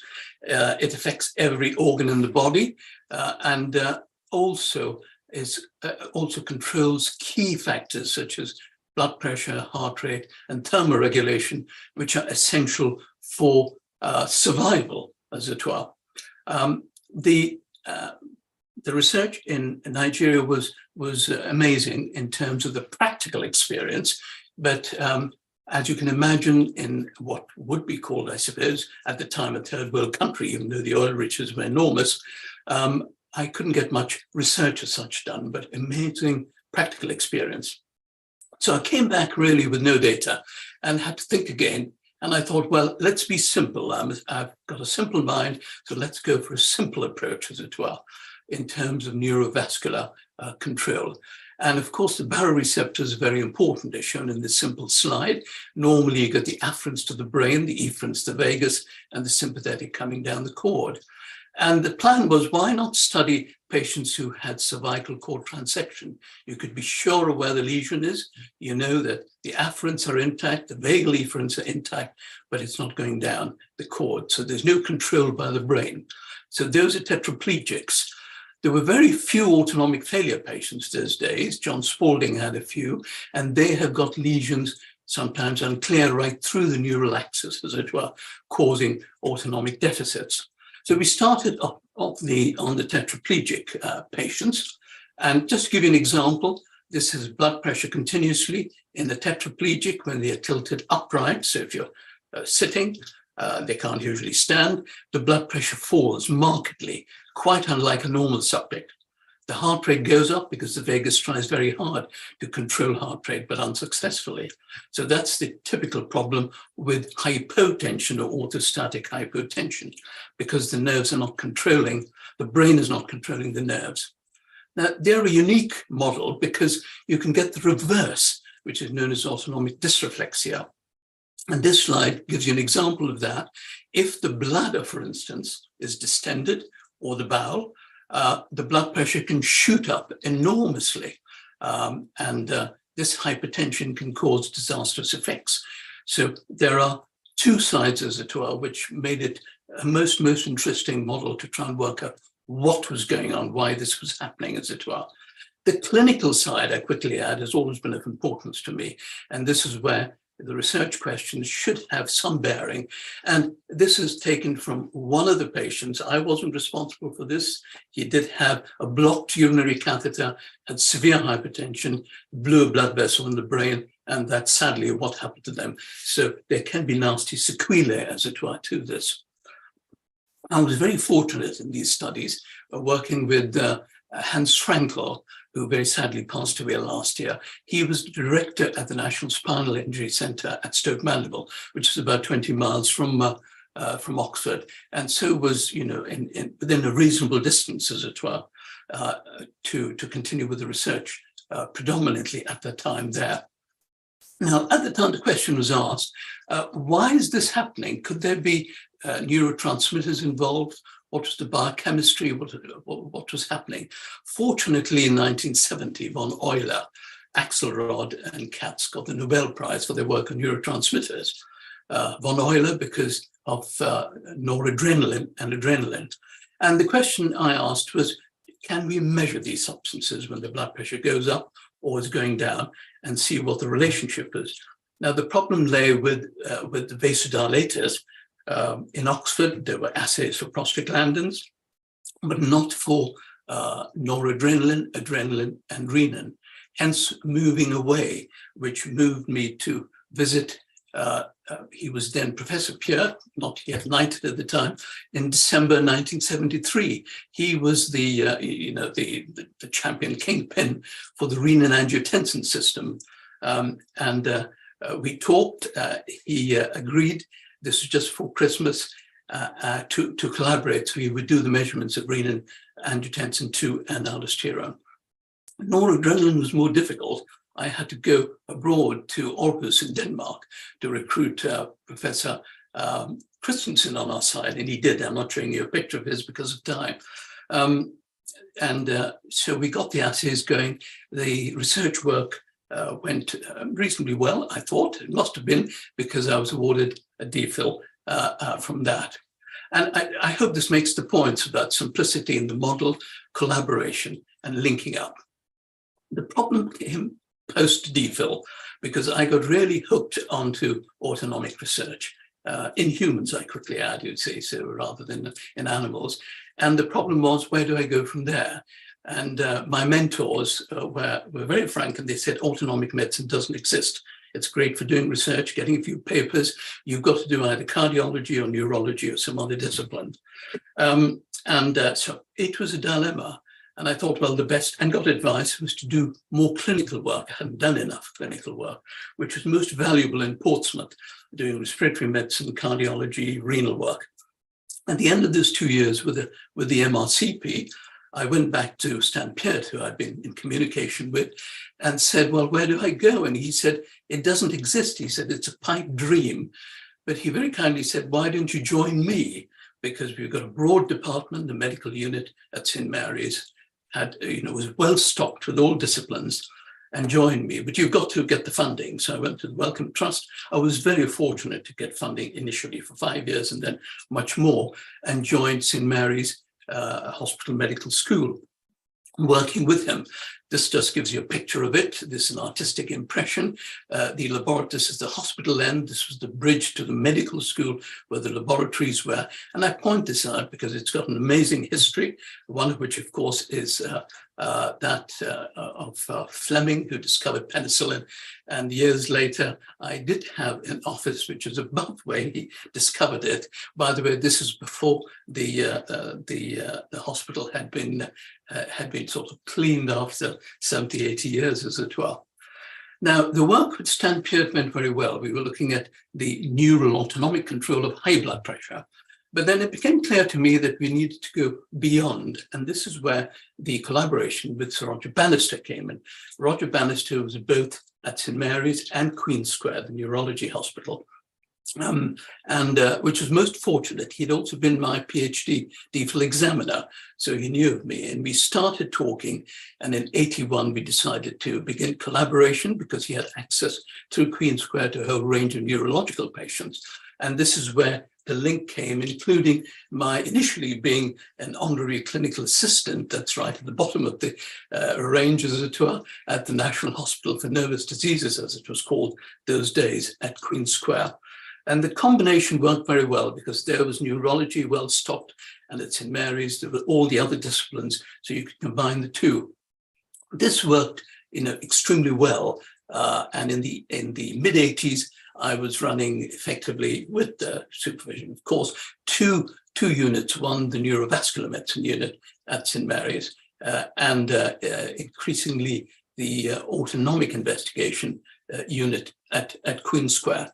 But then the mid-80s problems arose because one, Roger Bannister decided to go to Oxford.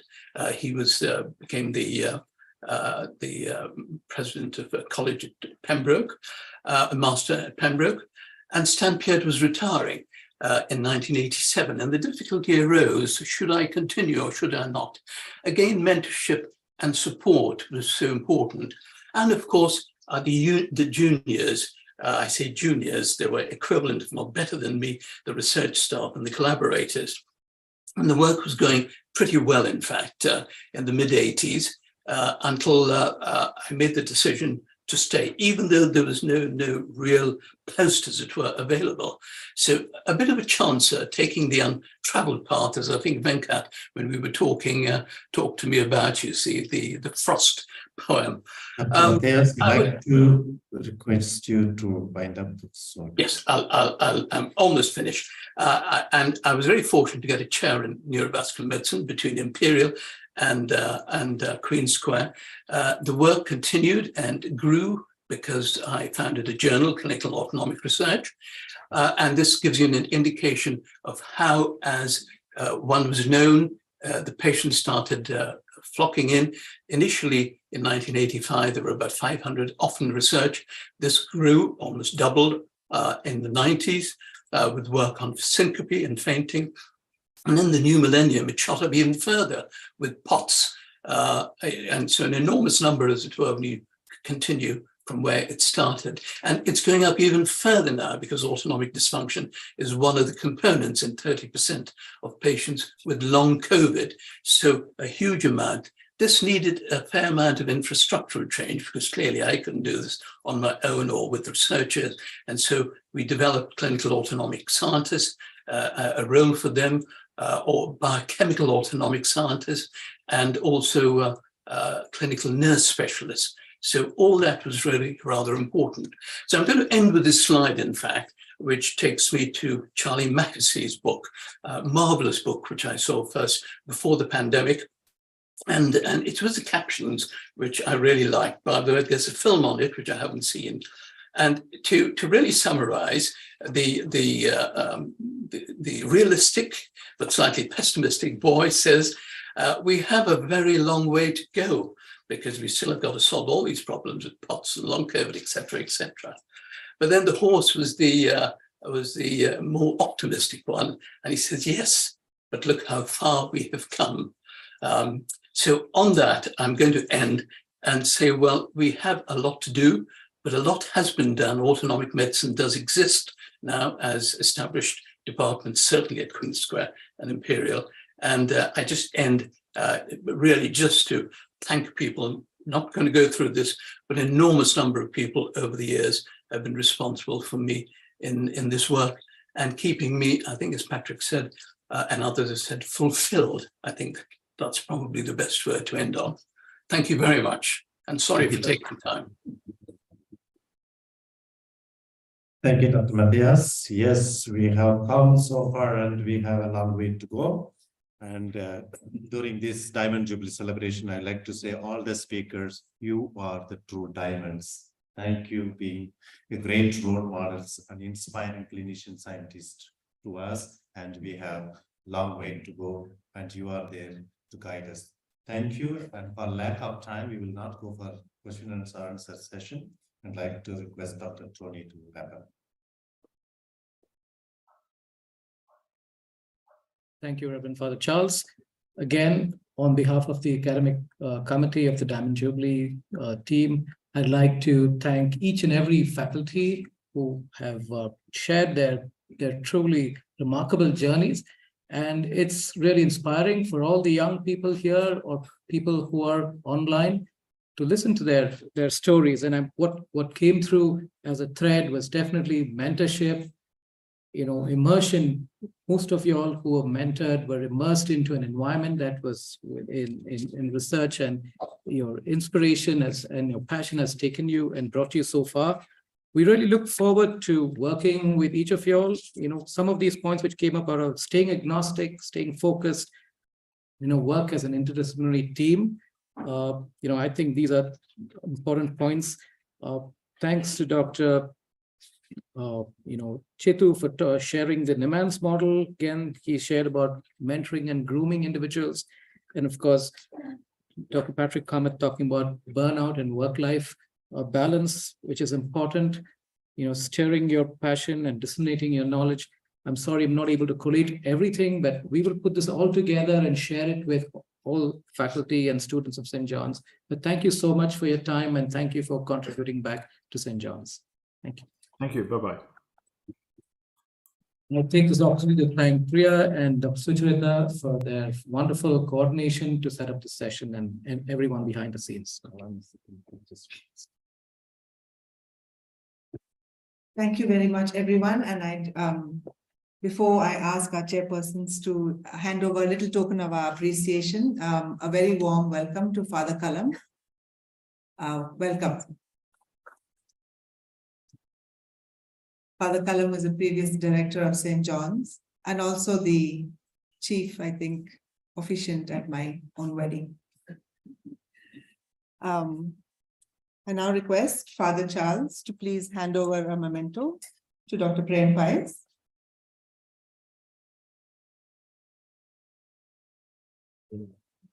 And to Dr. Chitranjan also, please.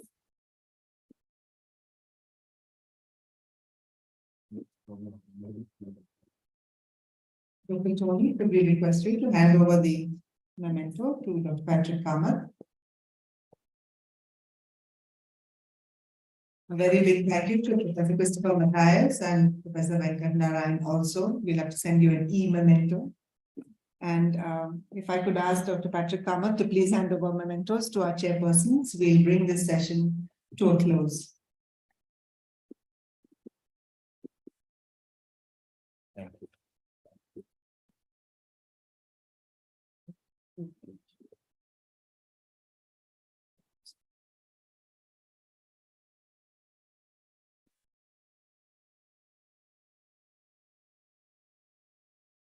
I invite Dr. Andrade and Dr. Patrick Kamath off the stage. I'll ask Dr. Prem Pais to stretch his legs but come back.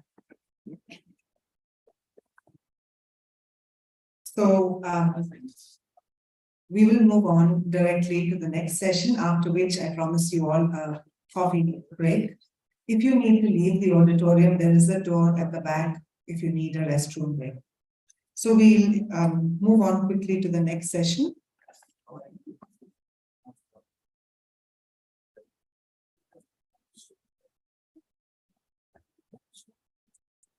Interesting.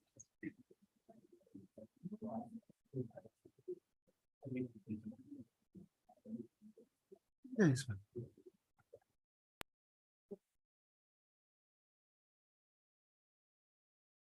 Listen.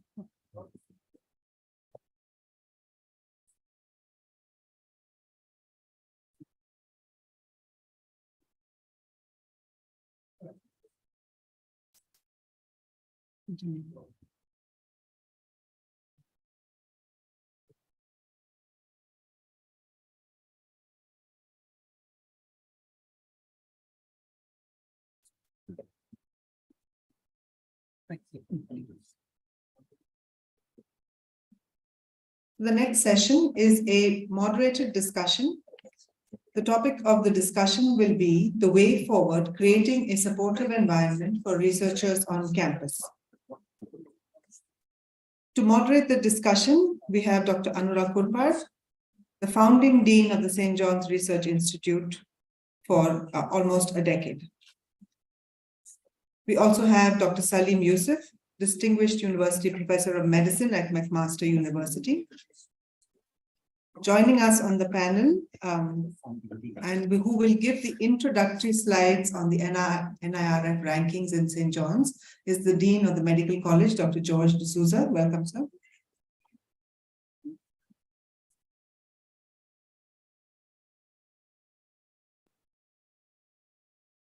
Dr. Prem Pais will return. Dr. Prem Pais was Dean of Medical College from 2004 to 2013. I invite Dr. Jyoti Prabhu. She is an associate professor and head of the Division of Molecular Medicine at St. John's Research Institute. She is a recipient of the Intermediate Career Fellowship Grant in Clinical and Public Health category from the India Alliance. I also invite Dr. Shruti Kulkarni. Come on, Shruti. Who is Associate Professor General Medicine, St. John's Medical College and Hospital, and who has recently been awarded a grant to study iron and inflammation.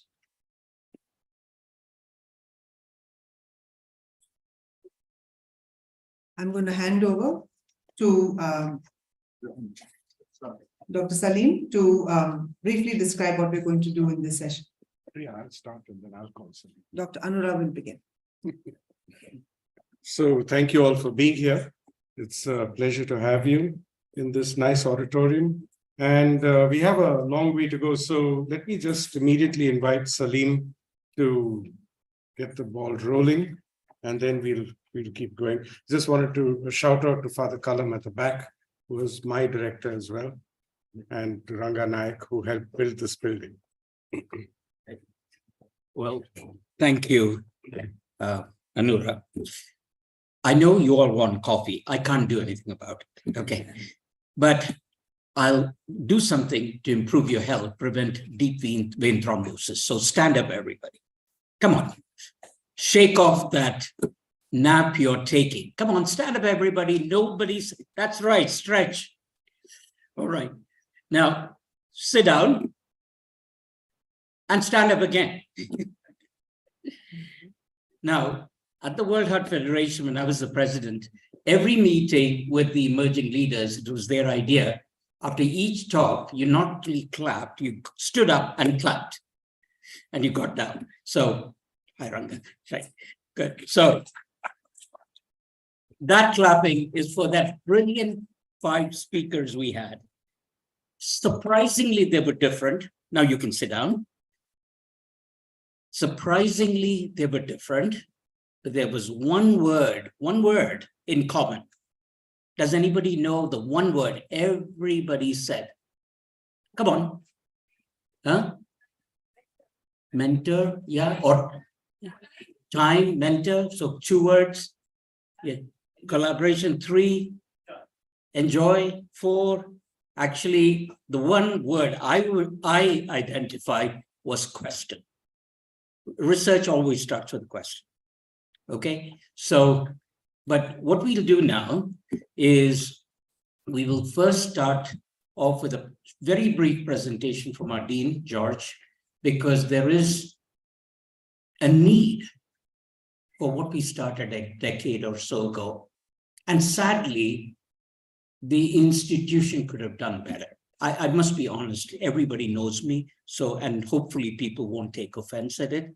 But the truth is, we've dropped in our rankings and we haven't done as well in research. So I think nobody more authoritative, authentic, free of bias to present the information other than our dean. Come on, George.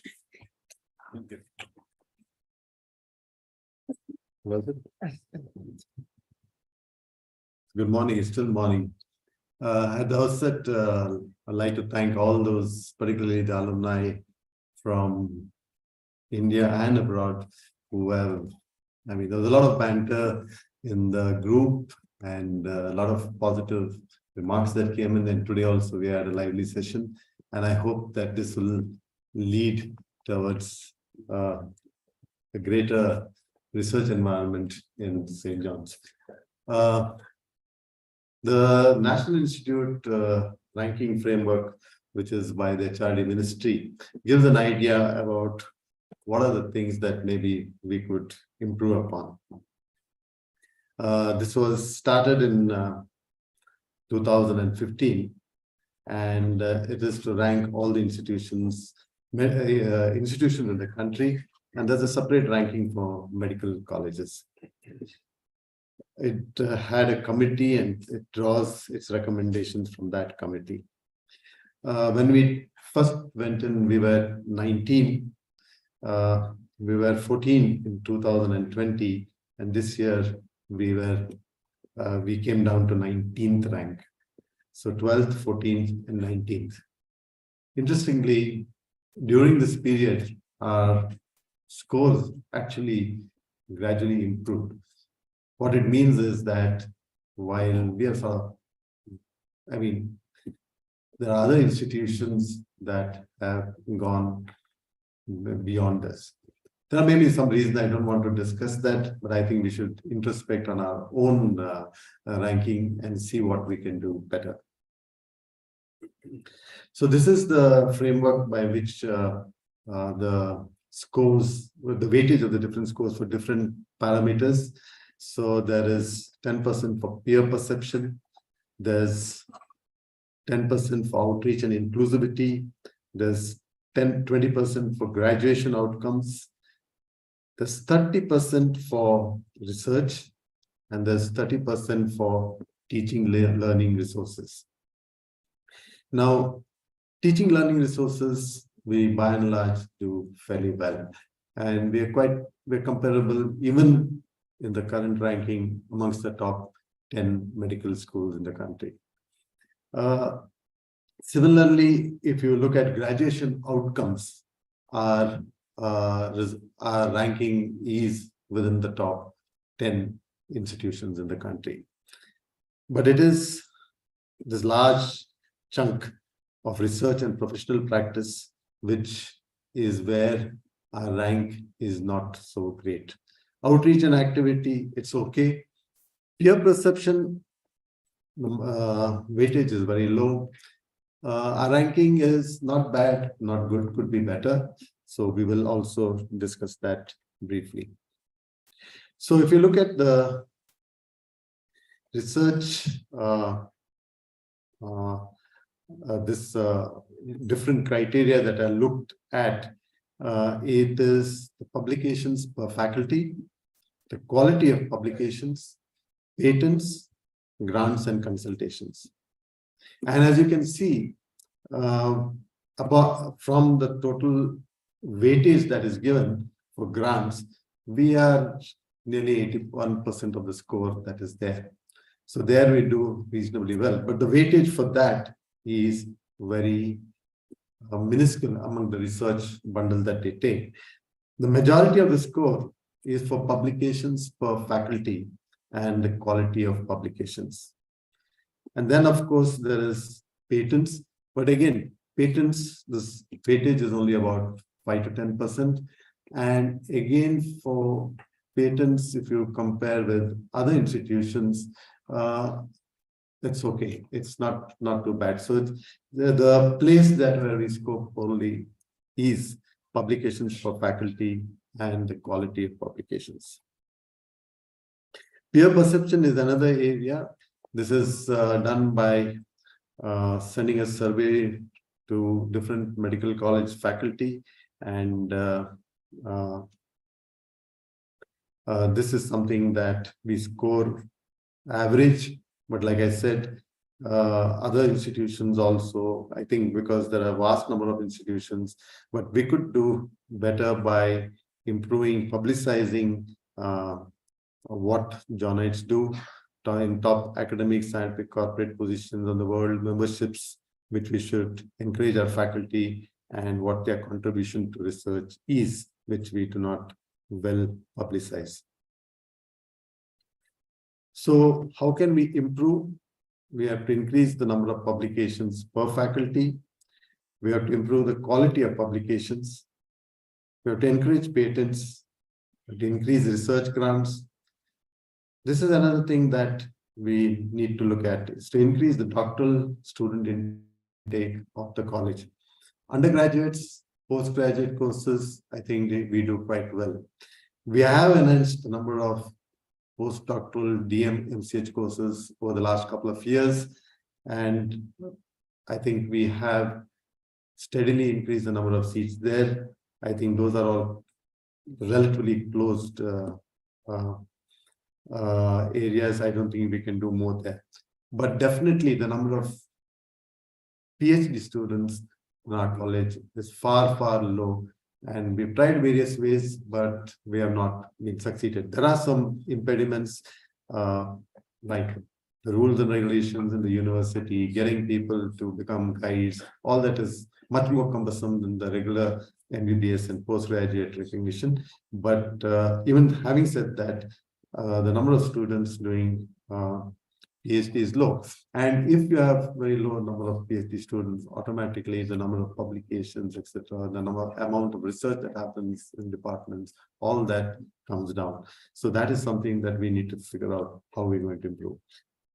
And like I said, we need to publicize what Stjohns do in top academic, scientific, and corporate position over the world, so that we get better noticed and it improves our what people perceive about us and improves our ranking. Thank you.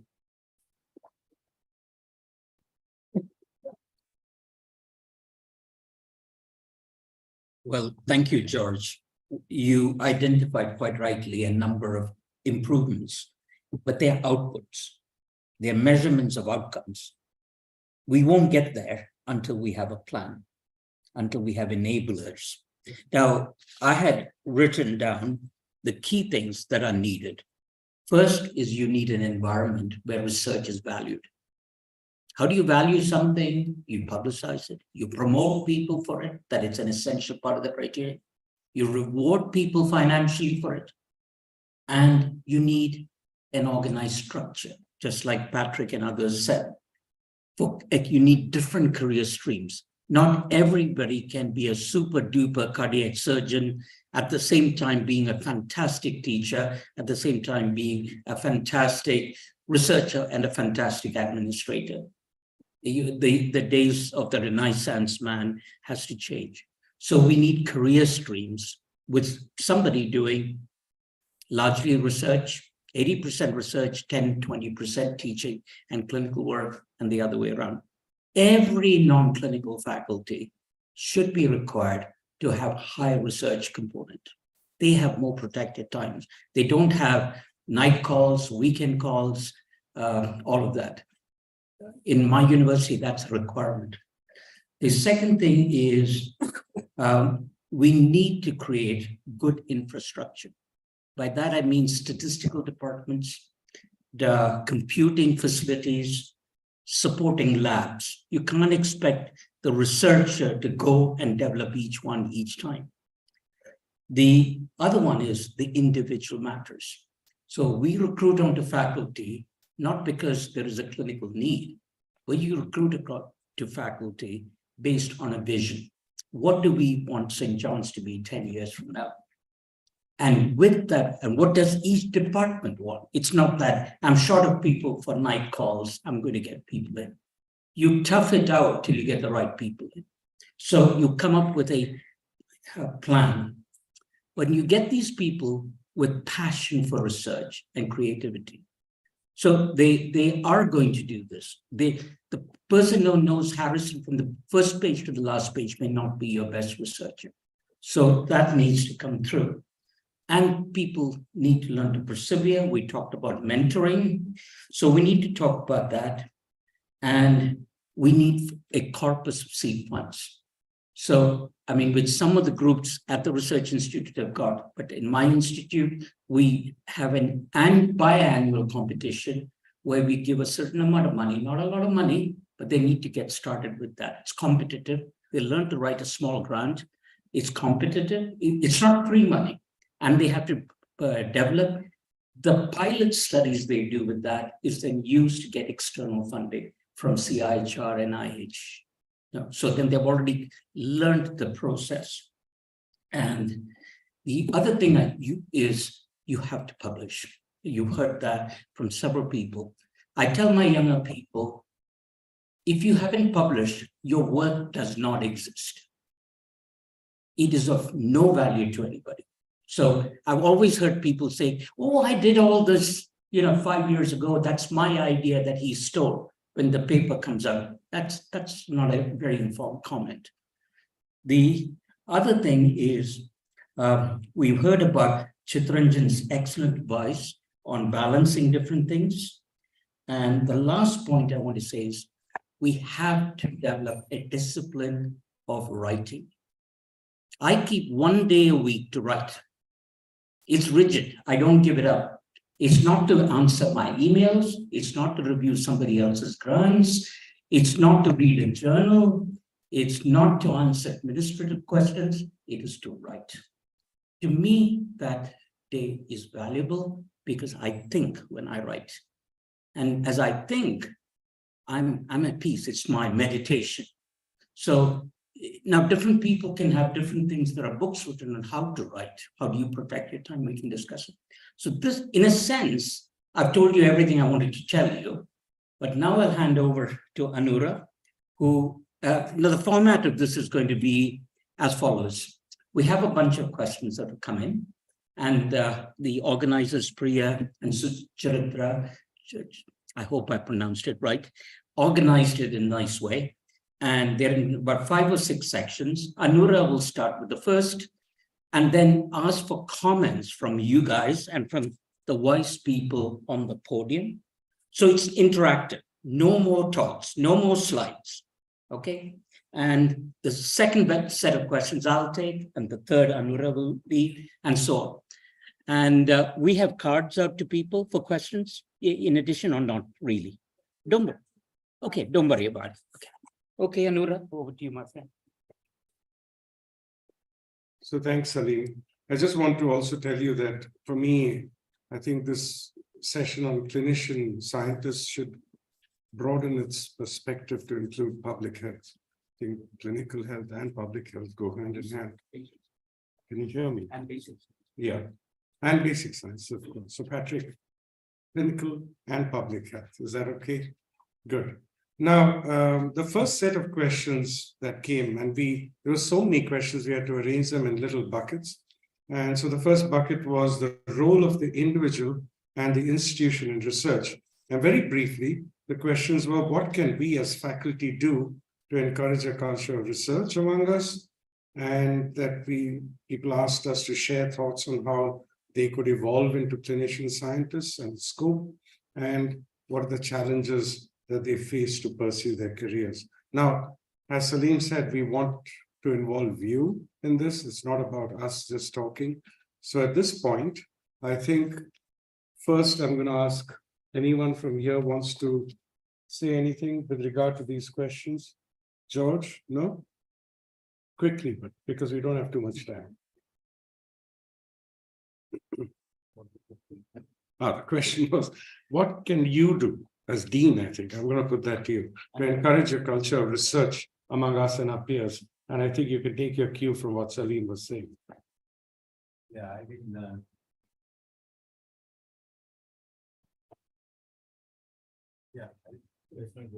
Come up here. Just yell. So just start off. Just yell. Yeah. So what can we do? I mean, I think in medical school, one of the things that is the PG designation.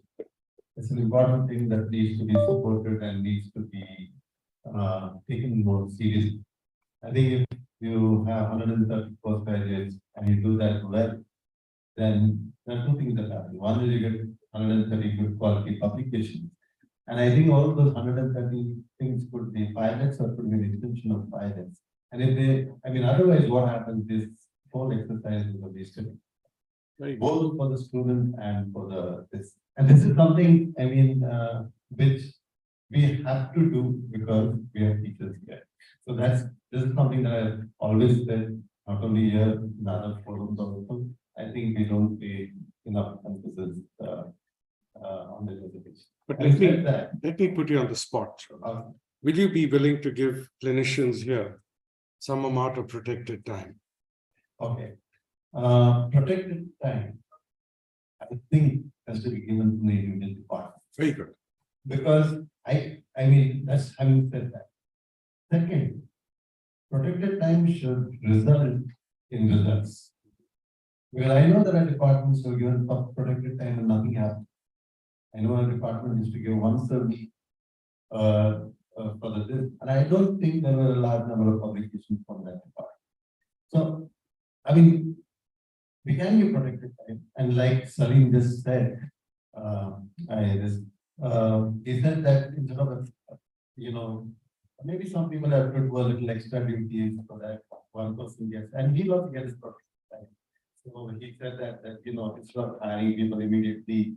But I would say for this also, Well, you can give it and you can take it away if people don't do well. But see, for example, I mean, the department head has to take that call. But you carry the whip, George. Yeah, I can. Right. I think it's start with the head of the department. Yeah. Individual. It should start there, and they should feel the need to give, and they should feel the need to monitor. I think Salim wants to say something. Well, it starts with everybody. I think, George, you're washing your hands off by saying start with everybody. It starts with you as a head of the institution saying, this is our policy. The department should be evaluated on the research productivity. If there is a criteria that X amount of funds that goes to a department, not just for clinical performance and teaching, but also for research productivity, that department that is going to stand up to attention. Okay, so that would be, it should start at the bottom. If you improve people with curiosity, they will do it even if you give them spend time. The other thing is that McMaster, every department head is somebody with a strong research background. So you don't have to persuade that. And it's not seniority. It's the best person, it's a committee that appoints it. So a lot depends on that, but there may be others. I think we should hear from others who have this book. Anything? Quickly. I think to promote the research culture, what has been spoken by eminent speakers thus far, is that we should identify who are interested in actual research. Are they really? It's not everyone's cup of tea. Probably first identifying and maybe to create tracks. Clear tracks as research scientists, teachers, and then clinicians. That's what Salim was saying. Yeah. And then also to do three things: to provide them time, resources, and more importantly, recognition. Very good. Thank you. So at this point, I just want to ask, because there's an international audience here, I hope, I want to just pick up on something Patrick said, which was, I think you need to link people with mentors, and the mentors need not be within the institution. They could be anywhere in the world. And in fact, I want to tell you with great happiness that George has agreed, right? George, don't go back on this now. He has agreed that we should form these kind of partnerships between interested faculty here and alumni in different countries of expertise who are willing to take them on and maybe even host them for short visits to develop ideas. And here's where George has agreed to pay for it, right? You said you'll pay for the ticket to go. So then eventually if they land up, then the job of the host is to host, to look after that person's expenses and other things while there. And eventually the outcome should be something that moves on. I mean, we can talk about what we want as an outcome, but we do think we want at the end of this Diamond Jubilee meeting to identify a process by which we link people up internationally in some way. Any thoughts from here or from the audience? Yes, Dilip. First of all, I'd like to thank you for having a really enlightening session. And this is the point where the number of people from the Institute are present, and I think we've missed out on really great talks. one theme that emerged all through is that research is not for everyone. I think we have to really cultivate good researchers to do work rather than force it on everyone. If you force research on every faculty member, you'll end up with research fraud or improper research being done, and that brings the institution dispute. Again, for promotion, I think you have to have streams for teaching and research, or a combination of teaching and research. You can't promote everyone to the clinician professor. There are those who are good clinicians and they like looking after patients, but really, do they have to be professors and do they have to be counted when all research arguments are taken into consideration? And these are things we've got to look at, because if you force research down everyone's throat, it just stagnates and you get rubbish out. Yeah, sorry, Prem, would you like to say anything? No, except except that as I showed in one of the slides, that I said the advantages I had in my research, and one was at that time my position as dean, because I agree that ultimately the dean, when I say dean, it means the academic head of the institution, who has to drive the policies of the institution, academic policies of the institution, and has to drive it both in terms of the faculty and students, as well as in the management. So ultimately, that's where the burden lies. Shruti, just introduce yourself. Hi, I'm Dr. Shruti from the Department of Medicine and Associate Professor. I've been fortunate to get good mentors, and whatever we heard today, I've been hearing it for a long time now. But I have a few things to say. First, to kind of extend what Dr. Stjohns was there, that protected time should end up in some outcome result of publication. To get protected time is very difficult. One. The second thing is for people who are new into research, it's a whole world of its own. And I want to tell them that I just think it took about 4 months to just write up one draft. So now how do I tell them that my protected time just went into reading? I didn't publish anything, nothing came out of it. It just went into reading and writing up a grant. So what is the time frame that they give us when they give us protected time to show the output? It may take 2 years, it may take 3 years. And when will they decide that this amount of protected time is enough protected time to show the results? The second thing is, unfortunately, the exposure to research happened right from the beginning. It's happening in this institution. Undergraduates, postgraduates are getting exposed, great mentors, great amount of exposure. But to be a clinical scientist, well, I took medicine because medicine was my passion. And I wanted to be good at it. So in the beginning, you're trying to be good at it. I've got a good clinical mentor as well.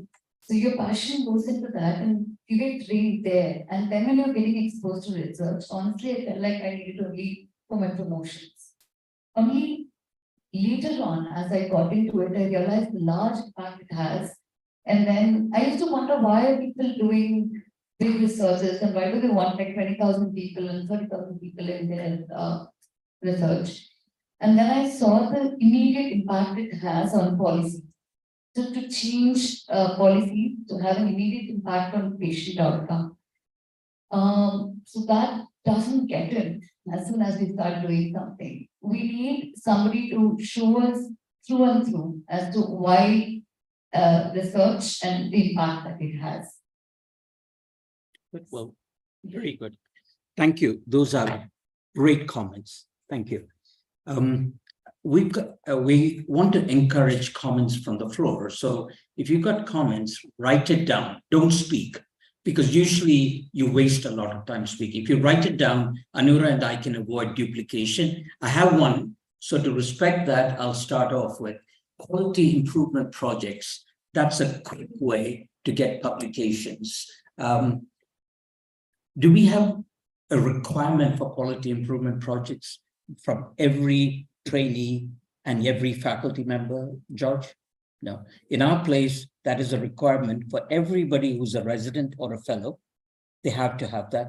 And almost always it leads to some kind of small publication. So that's an easy one. That's where your dissertation, yeah, the dissertation.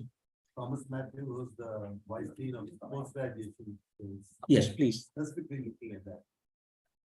Just repeat the question. I was just taking the paper to write the question.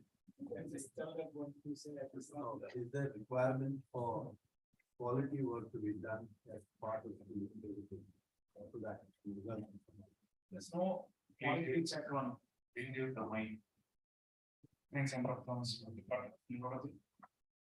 There's no quality check on the publications that we usually recommend is that postgrad is like. Actually, the question wasn't that. Quality improvement is you look at some area where you're treating, like say, heart attacks or acute strokes. Are you treating, what proportion of people at Stjohns Hospital are treated fast, treated with the right medicines, treated at the right dose, that side effects of it. So it's just documenting what we do. And then when you find gaps, you try to find out what are the gaps and why do the gaps occur. Then the next step is, what can we do to overcome the gaps? So you can see how a quality assurance project can lead to something very important. I mean, so that's, I think, what was meant. Speaking on clinical aspect or Clinical. Of course, we have meetings and see the outcome. Meetings won't do. It's a hot air show. Somebody needs to do a systematic search of, say, 100 people with acute strokes. How many of them get thrombolytics? Why do they not get thrombolytics? Okay, good. And then why don't you publish it? Good. What I mean is different questions can promote different residents and fellows. I can see you're on the defensive, but and this is not meant to put you on the. Allow me to speak. Sure. I'm just vice dean for 1 week. Okay. Okay, I'll ask you a week later. I'm just a fetus of vice dean material, but I was supposed to be over the Sure. years. We have done publications for the amount of clinical work we have. And I think most of you are speaking from different areas on different ways of where you are now. RCD and analysis level. And there are people who don't know how to write a case report. The big spectrum of people. And then you have a huge clinical load which is not streamlined. So it's not our failure or others' failures. The entire system in India is all clinical medicine. They went in, it's just how to finish the OPD festival. First, 160 people are staying there. And then you have seen a good patient, you don't time even to collect the history properly and to follow them up because you are just wondering to send these people off and have food. And many of us sacrifice our lunch to finish that. So that's the reality not there. And then most of the people who have come as postgraduates, they're good in clinical medicine. They don't have any exposure to any research. They don't know what's the research. They're not even able to write a simple case report and publish something. So this is the ground there. And there are Sachin Tendulkars, there are Dhoni's there, but they are few. They have to fight and they overwork and publish. So this is where your reality is there. And if people are not in the level of RCT, so if you want to improve the publications, should not be biased with RCT. That's one level of game. The senior people. Why don't we just deal with the issue of quality improvement projects right now? We'll come to the RCTs later. And you know what? A very famous philosopher once said, our job is not to describe the world. Our job is to change it. You've been describing the problems. I've been hearing it for 30 years. You're the dean now, as vice dean. So I'd like to hear from you how you can change things. So we'll come back to you, okay? So that you have a chance, 1 more week to think, and then you can answer. The change already started with Yeah. the BMJ publication training just 1 week back. Great. Now ChatGPT in, so it has taken out of the language problems. So we are already tied up with BMJ and our article processing charges are waived off. We will see a change for that. Fantastic. Let me now ask the second question. And I don't know who asked this, but it is somebody asked, why can't we host more national and international society workshops here. We've got great facilities. And apparently somebody tried to host one here, but then the SJMC, either whether it's a college or people at closer to God, refused the use of it. I don't know why, but whoever, he or she, said it was a great opportunity lost. Because if you have a meeting here that's national and you have experts from the country coming, that will inspire people. So Prem, or anybody want to comment on? Okay, you answer. I don't know.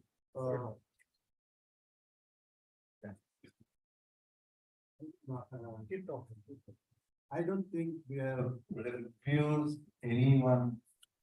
If he wants to, he or she wants to run a state level or a national or an international meeting in Stjohns. And I think the management has been certainly good of that. I mean, either giving a discount or actually waiving the charges of the hall. I think this has been going on. I don't know who, I mean, at least not, I don't know any such instance where we have refused someone to this. I don't think so. I don't agree with that. Okay, well, what you're hearing from the dean is a will to help, isn't it? Yeah, okay. Now, we'll go to the second set of questions, which is very different from the first set. Time management. Time management in research. Chitranjan alluded to it. He doesn't sleep, he doesn't eat, he doesn't sweat, he doesn't have a haircut. That's one form of time management. And then how and where do you find the time to do it? And what motivates you to do research when you spend your extra time and energy and not get paid for that extra? I will answer the last question, but then I'm going to open up the questions to people here. Anura and Prem both have been successful. The last question is, what motivates you to do research when you have to spend the extra time and energy and not get paid for it? The answer is very simple, because you want to do it. That was the only reason. You don't say, I'm going to do it if you're going to give me money. You do it. The recognition will come, the money will come. So that's the approach I would tell people about that. But so let's come on to, how do we do time management? Prem.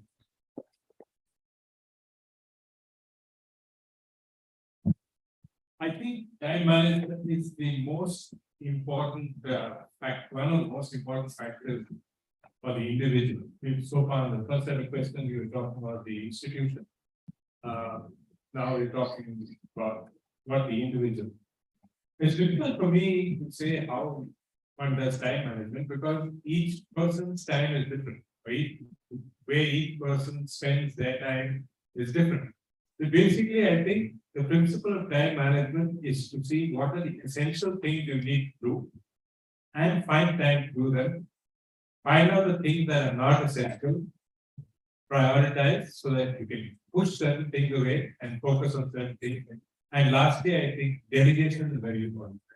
There are many things that we do as a routine that somebody else can do just as well, and we should not hesitate to delegate and not want to hold everything to us.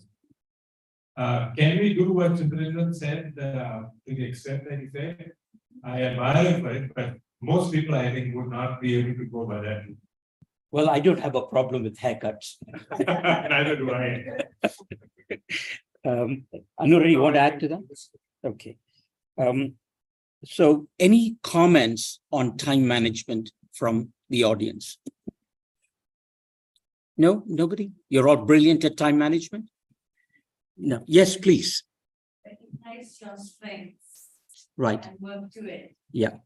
Otherwise, you waste a lot of time doing things that you're not really capable of doing. Good point. Any other points from people? I think it's very critical. The department should support you for time management, because somebody else has to do around, somebody else to do duty, and then you are doing research or whatever. The department should support you, and when you are publicating, departments, all the people who did the work for you when you were doing research. So that should be a given. Then you're doing research, the unit, department, everybody is including in the publication, so that they get, despite the fact that there may be issues that Otherwise, why will my health department allow me to have protected time when I'm not getting any benefit and I'll get all the glory? Okay, how many of you, I hear dissenting voices. How many of you think that if you played no role in actually doing the research or writing up the paper or analyzing the data, you should be a co-author because you supported a colleague to have some time? Raise your hands. How many of you feel that should be the case? Come on, raise your hands. This is a friendly, I'll get back to you in a minute. Well, at least 1, 2, 3, 4, 5, 6, 7 are bold enough to raise their hands so that the professors can be contradicted. That's a good thing about St. John's. I actually disagree with you. I think the way you do that is by having different streams. A clinician is rewarded for being a good clinician. A teacher is rewarded for being a good teacher. An investigator is rewarded for being a good investigator, but they need time. And so you adjust the amount of time. Like in our institution, you have annual contracts. Like my contract when I first came in, only 20% of my time was for clinical work. So much for teaching, so much for research. And then teaching came down to 4 lectures a year. That's all I had to do. And now it's come down to 0 lectures a year, although I do more than that. But then I get evaluated on my research productivity. So I think you have different evaluation criteria depending on the streams. Coming to credit, there is something called ICJME criteria for authorship. They're very serious stuff. If you put somebody on a paper because he's a nice guy or because he's your department head, that's a no-no. That's actually academic fraud. So please don't do that. And don't insist that the young person does, because the young person has no control.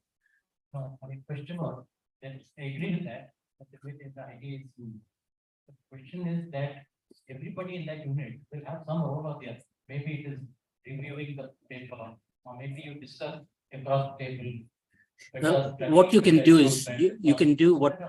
In that unit, but they may be good for a lot, but not really good, but it will be part of that. So the point is that they have to support the guy, spending 40% of the time. I'll turn to Prem. You know, the usual way we recognize such contributions is in the appendix. We list people who've contributed, but didn't play a key role in the effort. And so I think that you're right, they should be recognized, but we should recognize authorship means I'm the author of this paper. I either originated the idea, I did the actual work, I analyzed the data, I interpreted it, and what is written is my interpretation of the results. That's what authorship is. Contributors can be at the end of it. So I think that's a balanced way of doing it. And I think when you have promotions committee, contributors should get some points for that. Okay, let's then move on to, okay, I'll just tell you how I do my time management. Ranga, yeah. I'm speaking from outside the institution. I was in the institution at some time. But I think we should just take 2 examples. Prem and Anurag was sitting on the dais. We may say they were the heads of the institution, but they started off lower level. And they found time to do research and find the right balance and encourage. I think this institution, St. John's, has got some research at the clinical level or pre-clinical level. At all times, I think we should really give it to both of them. Absolutely. I mean, you can say that trained retired, but he was an assistant professor at some time of lecturer, and Anurag was similarly a lecturer in physiology. But he found time, and that's what nurtured a whole lot of people and a generation of people who contributed to research. I think that's why I think also what's being said today by 4 or 5 of our people, the alumni were done very great, including you. I think you should get the undergraduate students to listen to it. Because we may just get the stars from there and become postgraduates. Thank you. Well, thank you. On time management, I'll tell you what I do. 1 day a week, it could be 2 half days. You know, the first thing in the morning after my cup of coffee is research. Now, research doesn't mean writing, okay? But it could be thinking. And we heard a word around here, question. I wrote a paper in 1984, which I think is one of my best papers with Richard Peter, my mentor. And it had just two parts to the message. Ask an important question and answer it reliably. It takes me usually 2 to 3 years to work out what the question is. You'd be surprised. It's easy to come up with, here's a question. But to make it into an important question and make it answerable takes me 2 years.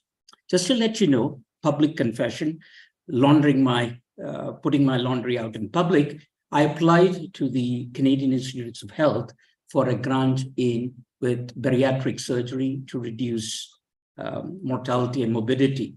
It got turned down twice. And I'm a senior investigator, so you've got to learn. Now I just reapplied and got funded the third time, but it took me 2 years to get it. You raise the issue of grants, you're lucky if it's only 4 months. So that's good. Yeah. Well, I wrote for 3 months, didn't get it. 3 months, didn't get it. So anyway, this just tells you it's the person that matters. I'll now hand over to my friend Anura to go on to the next issue. We are running short. How short are we on time? Priya is already asking us to wind up. Okay. So Why there are don't a few questions. Why don't you? Why don't we do? Okay, I'll start. Yeah. I'll call upon you. Yeah. Okay. There's a question here which I think would be helpful. Then why don't you ask that? Somebody here asked, as a junior faculty, how do you participate in collaborative research? And then how do you do effective collaborative research? And how do you establish collaboration with different research institutes? First, as a junior faculty, it's impossible to lead collaborative efforts. And you have no recognition, you don't have the experience, you don't have the stature. So don't even think about it now. Hope for it in the future. Participating in collaborative research is easy. There'll be mentors in the institution who are doing good work. Go and be an apprenticeship to them, sit at their feet and say, what can I help you with? And then work through that. But it's not that you come in for a little bit. Once you take on something, do it well.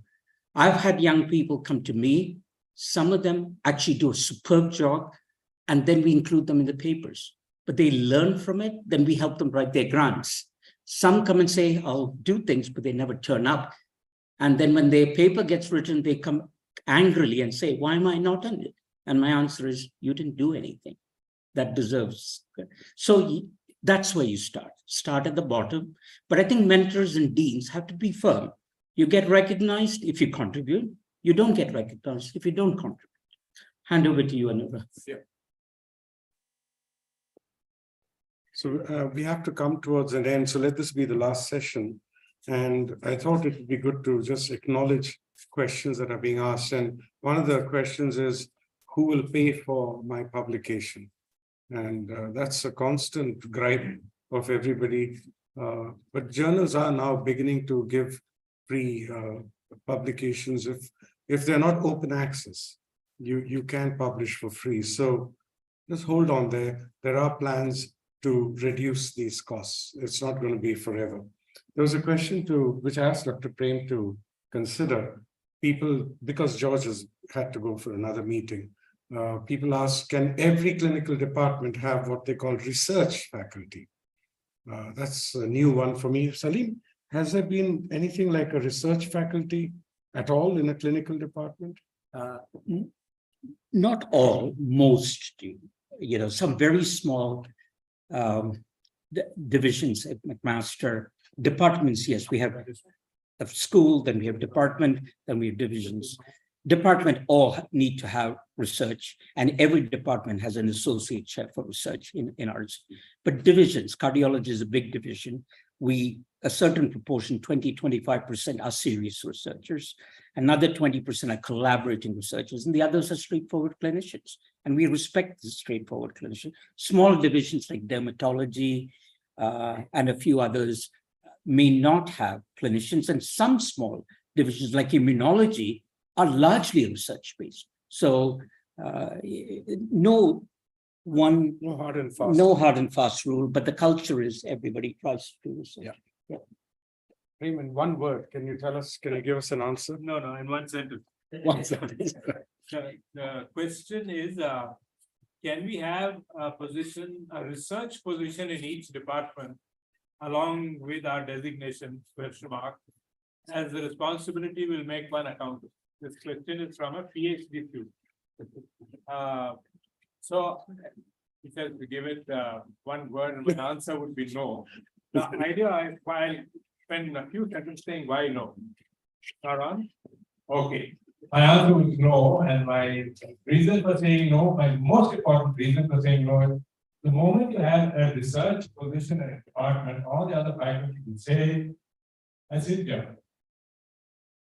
And I think it will be negative for the general improvement in research in the department.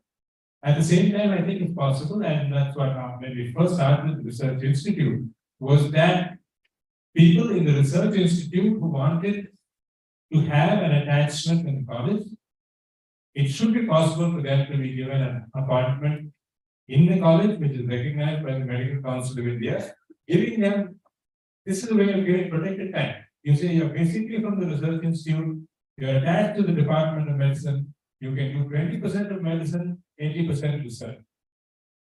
So that, I think, would be a better way to fly. We also have to recognize that this is a PhD student, that to be recognized as a member of faculty, unfortunately, in India, the National Medical Council, what was the MCI, has its own requirements of what are the degrees you need and qualifications you need.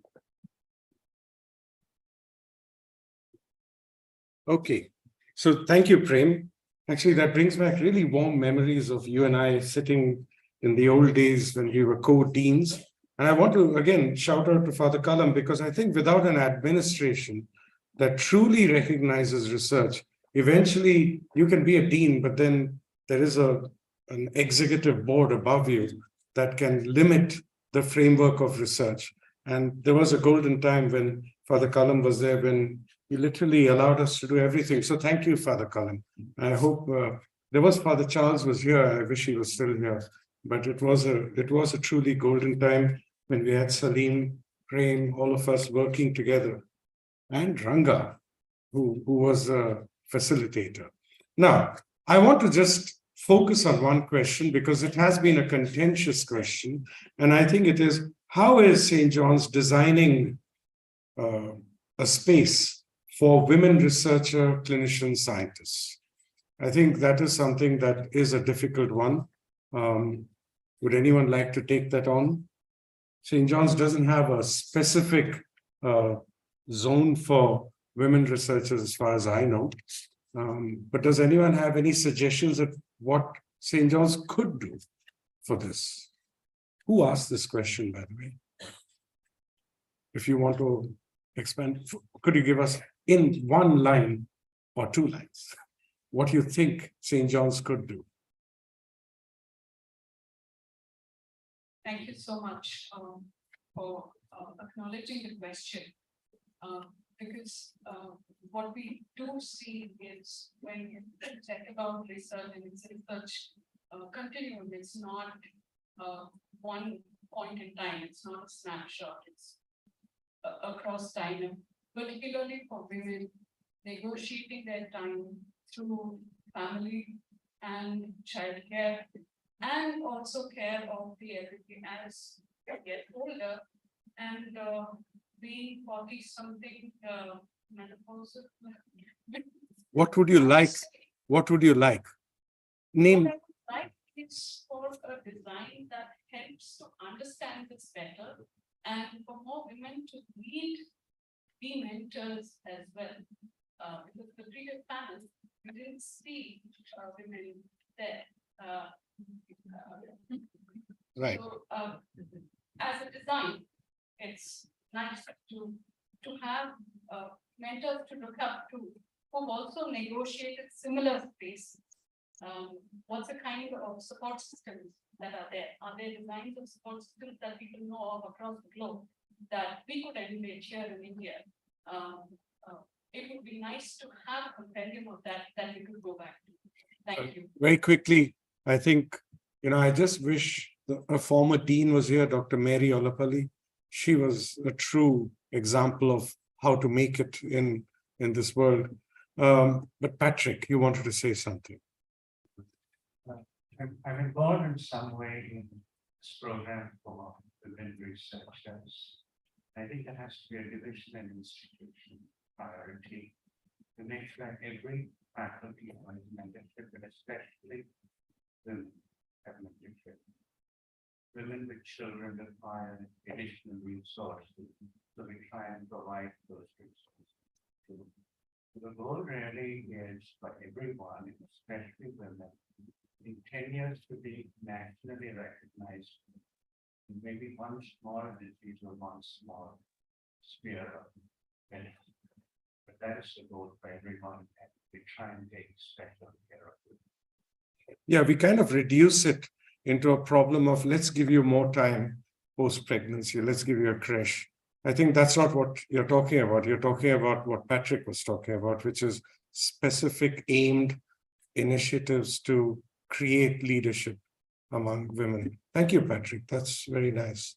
I hope the Dean would ask you for some examples of how to do this. Right. There are 2 women. How remiss of me. We have 2 women here and I didn't ask. And Mary Olapalli's daughter is here and she wants to speak after these 2 first. Yeah, I think you speak. Yeah, so I think I don't know what institute has done to promote women researchers, but having seen majority of the faculty being women within Stjohns, I am assuming that there is a very pro environment for all of us to grow. And having led a 90% women team for the last more than 10 years, I can tell you that the way we have been successful is by just being very supportive to each other and being flexible. Flexibility is the only reason why 80% of the team has stayed with us for more than 10 years and continue despite pregnancy, childbirth, postpartum, elderly, household, parents to take care and everything else. And all of us turn up invariably in our day work. Thank you. You want to say anything? Just you echo what she says. But I think the point is that you're talking about the time that you're being given. But what Patrick was talking about was something very, very specific. And I think we should think. Patrick, back to you. It goes well beyond institutions and national societies, women speakers.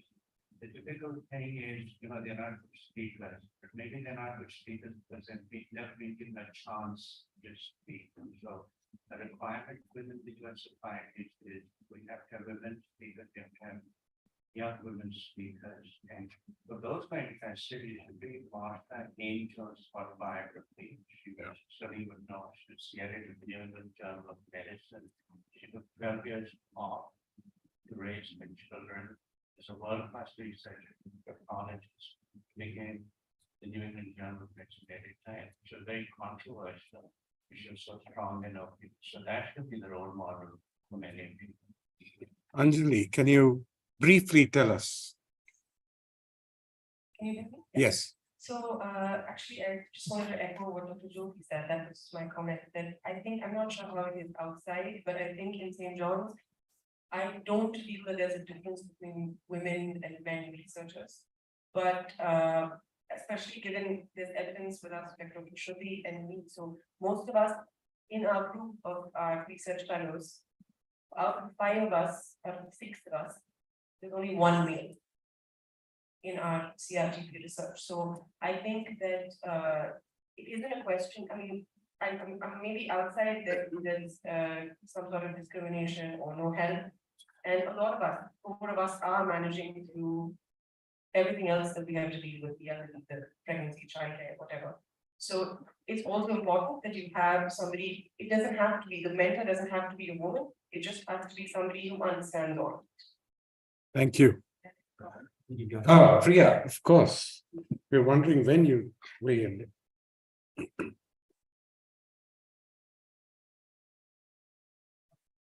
I agree with both the previous speakers who said that Stjohns is actually a supportive environment.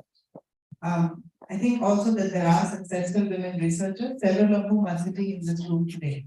So I think what might be helpful as a suggestion is to actually form support, like a group, a women's researcher group, to learn that there are role models actually on campus, And also, I think the solutions that can come up with may be unique to women and we can hear different things. So that's my suggestion to form a group. You know, yeah, you read my mind. Unionize, women unionize and have power, come together and have a women's research organization, association. The reason is there are some issues that are specific. It's work-life balance. It's, you know, women are just as tough or intelligent or hardworking as men, or maybe even more. But I think there are special issues and only women understand it, no matter how empathetic a man is. So I think having a group, and that group then makes recommendations to the dean, and through the dean, have policies. There's going to be a constant tension in this, Priya, and I have had to face it as the head of PHRI in that. So if you give women more protected time because they've got children going through childbearing age, the men will say, I'm working much harder and I'm only taking less pay, or whatever the thing is. So it is a form of now positive discrimination in order to give women the chance. I'm not saying I agree with that view, but that is the tension you're going to have to fight. Not fight, to deal with, but I think it's a good idea to have that. So thank you. But let's now try to close the session. And I want to thank the organizers, Priya and Sucharitra. I keep on saying it wrong. Where is she? Yes, Charita. Thank you for organizing this session. How many of you enjoyed it? Raise your hands. Good. Well, all credit to the organizers for it. Yeah. And this is a start of a discussion. We're at a moment in time in St. John's trajectory. I'm not going to say history, because history can be of the present, of the past, and of the future. In the trajectory where truly our rankings drop below. We were in the top 5 for many years, and then our rankings are now close to 20. Now, ranking is only one reason, but I think I must say, as one of the people working with Prem and Anura in developing the research institute, I'm not as happy with the degree of interaction between the clinical faculty and other groups and the institutes. And there should probably be a retreat of people discussing some of your issues, some of the issues, to say, how can we transform it? At our place, we have a retreat every 2 years to talk about what are we doing right, what are we doing wrong. But one of the things we absolutely put emphasis on is catching those young people who are interested in research early, protecting them, mentoring them, and giving them money so that they have to do less clinical work, because in our place, salary depends on how much clinical work you do. So senior people take money out of their grants or out of their clinical billings to protect the young people. So these are all ideas you can have, but I want to thank you all for being a great audience. And again, I want to thank Father Kalab. I haven't seen you for a long time, Father. So thank you. You and Father Percy were the driving, or not, let me say, supporting people to Prem and Anura when the institute started. And I hope we can take it to the next level with the current leadership. So thank you all.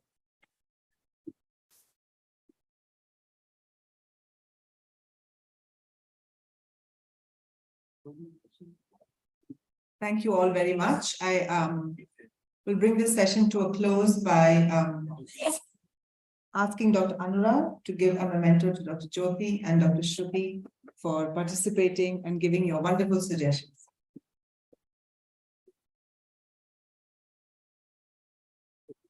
Can come to you. Yeah, no, I'll come. Thank you so much.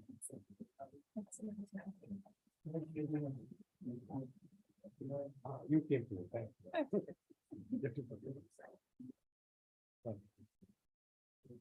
Dr. Jyoti, would you mind giving a memento to Dr. Salim and Dr. Anurag for really conducting such a wonderful suggestion. And thank you all also for sending in your questions on cards. We may not have been able to address every single one, but I assure you that every single question was read and will be saved as well. Thank you very much.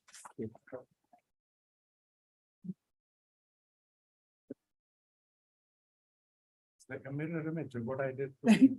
Yes. Thank you.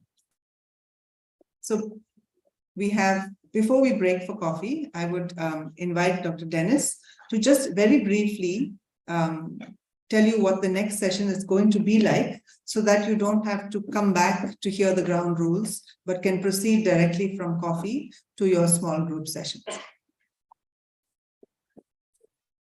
Okay, thanks, Priya. So I'm going to just take a minute or so now to tell you what we're going to do next. This is for all the people who registered and sent in your questions. This is instructions very briefly on the small group sessions we're going to have. So I'm going to request all of them, as soon as I finish, to quickly leave from here so that you're first in the queue to grab your coffee and a snack. And it's been a long morning already. Right, grab it, and then I'm going to request Dr. Arpana to come over and tell us where the locations are. Come on, come down by the time. Okay. Right.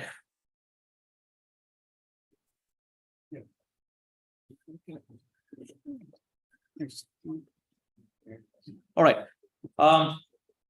Why are we going to do this? This is a chance for you in a small group to sit down with senior researchers, people who are here, and gain insights on likely broad issues. If you want to bring in smaller, more specific issues, you're welcome. More importantly, a chance for you to establish connections or get ideas for your future research endeavors. You can add your own objectives as well.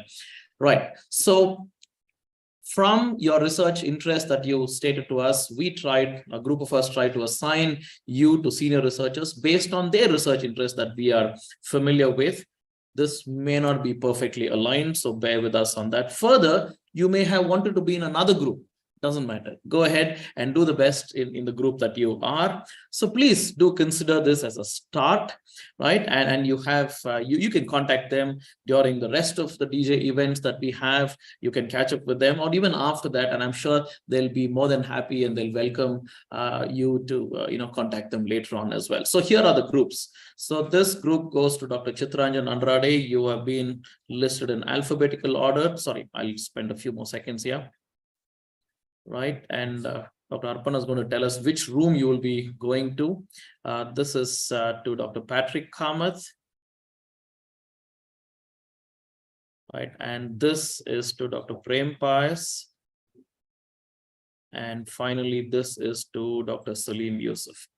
All right, so that's all I have to say. So people who've registered, people are in this group, leave this hall very quickly. So where do we meet? Sorry. Yeah, sorry. You say that. And then grab your coffee, and Dr. Arpana is going to tell you where we'll go. Yes. So we have designated rooms for these group sessions.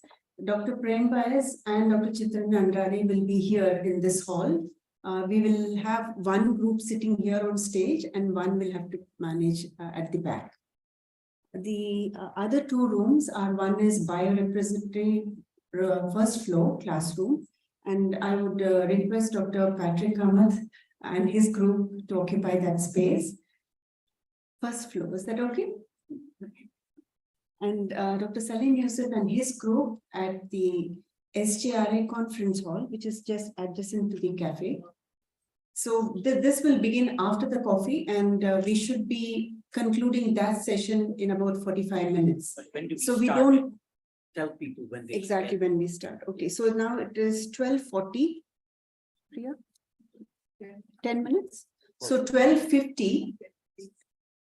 Yeah, 10-15 minutes. Okay, so 12:55 we start the session, and we should be ending by 1:45. Priya, is that okay? 1:45 is okay. Ending the session. So 1:30. Okay, half an hour. Yeah, because then the meeting session. Why don't we tell people to pick up their coffee and go to their room? Okay, yeah. So you got the coffee. All right. Okay. So you around started 1:15, 1:20, we should disperse from that session. Thank you. Thanks.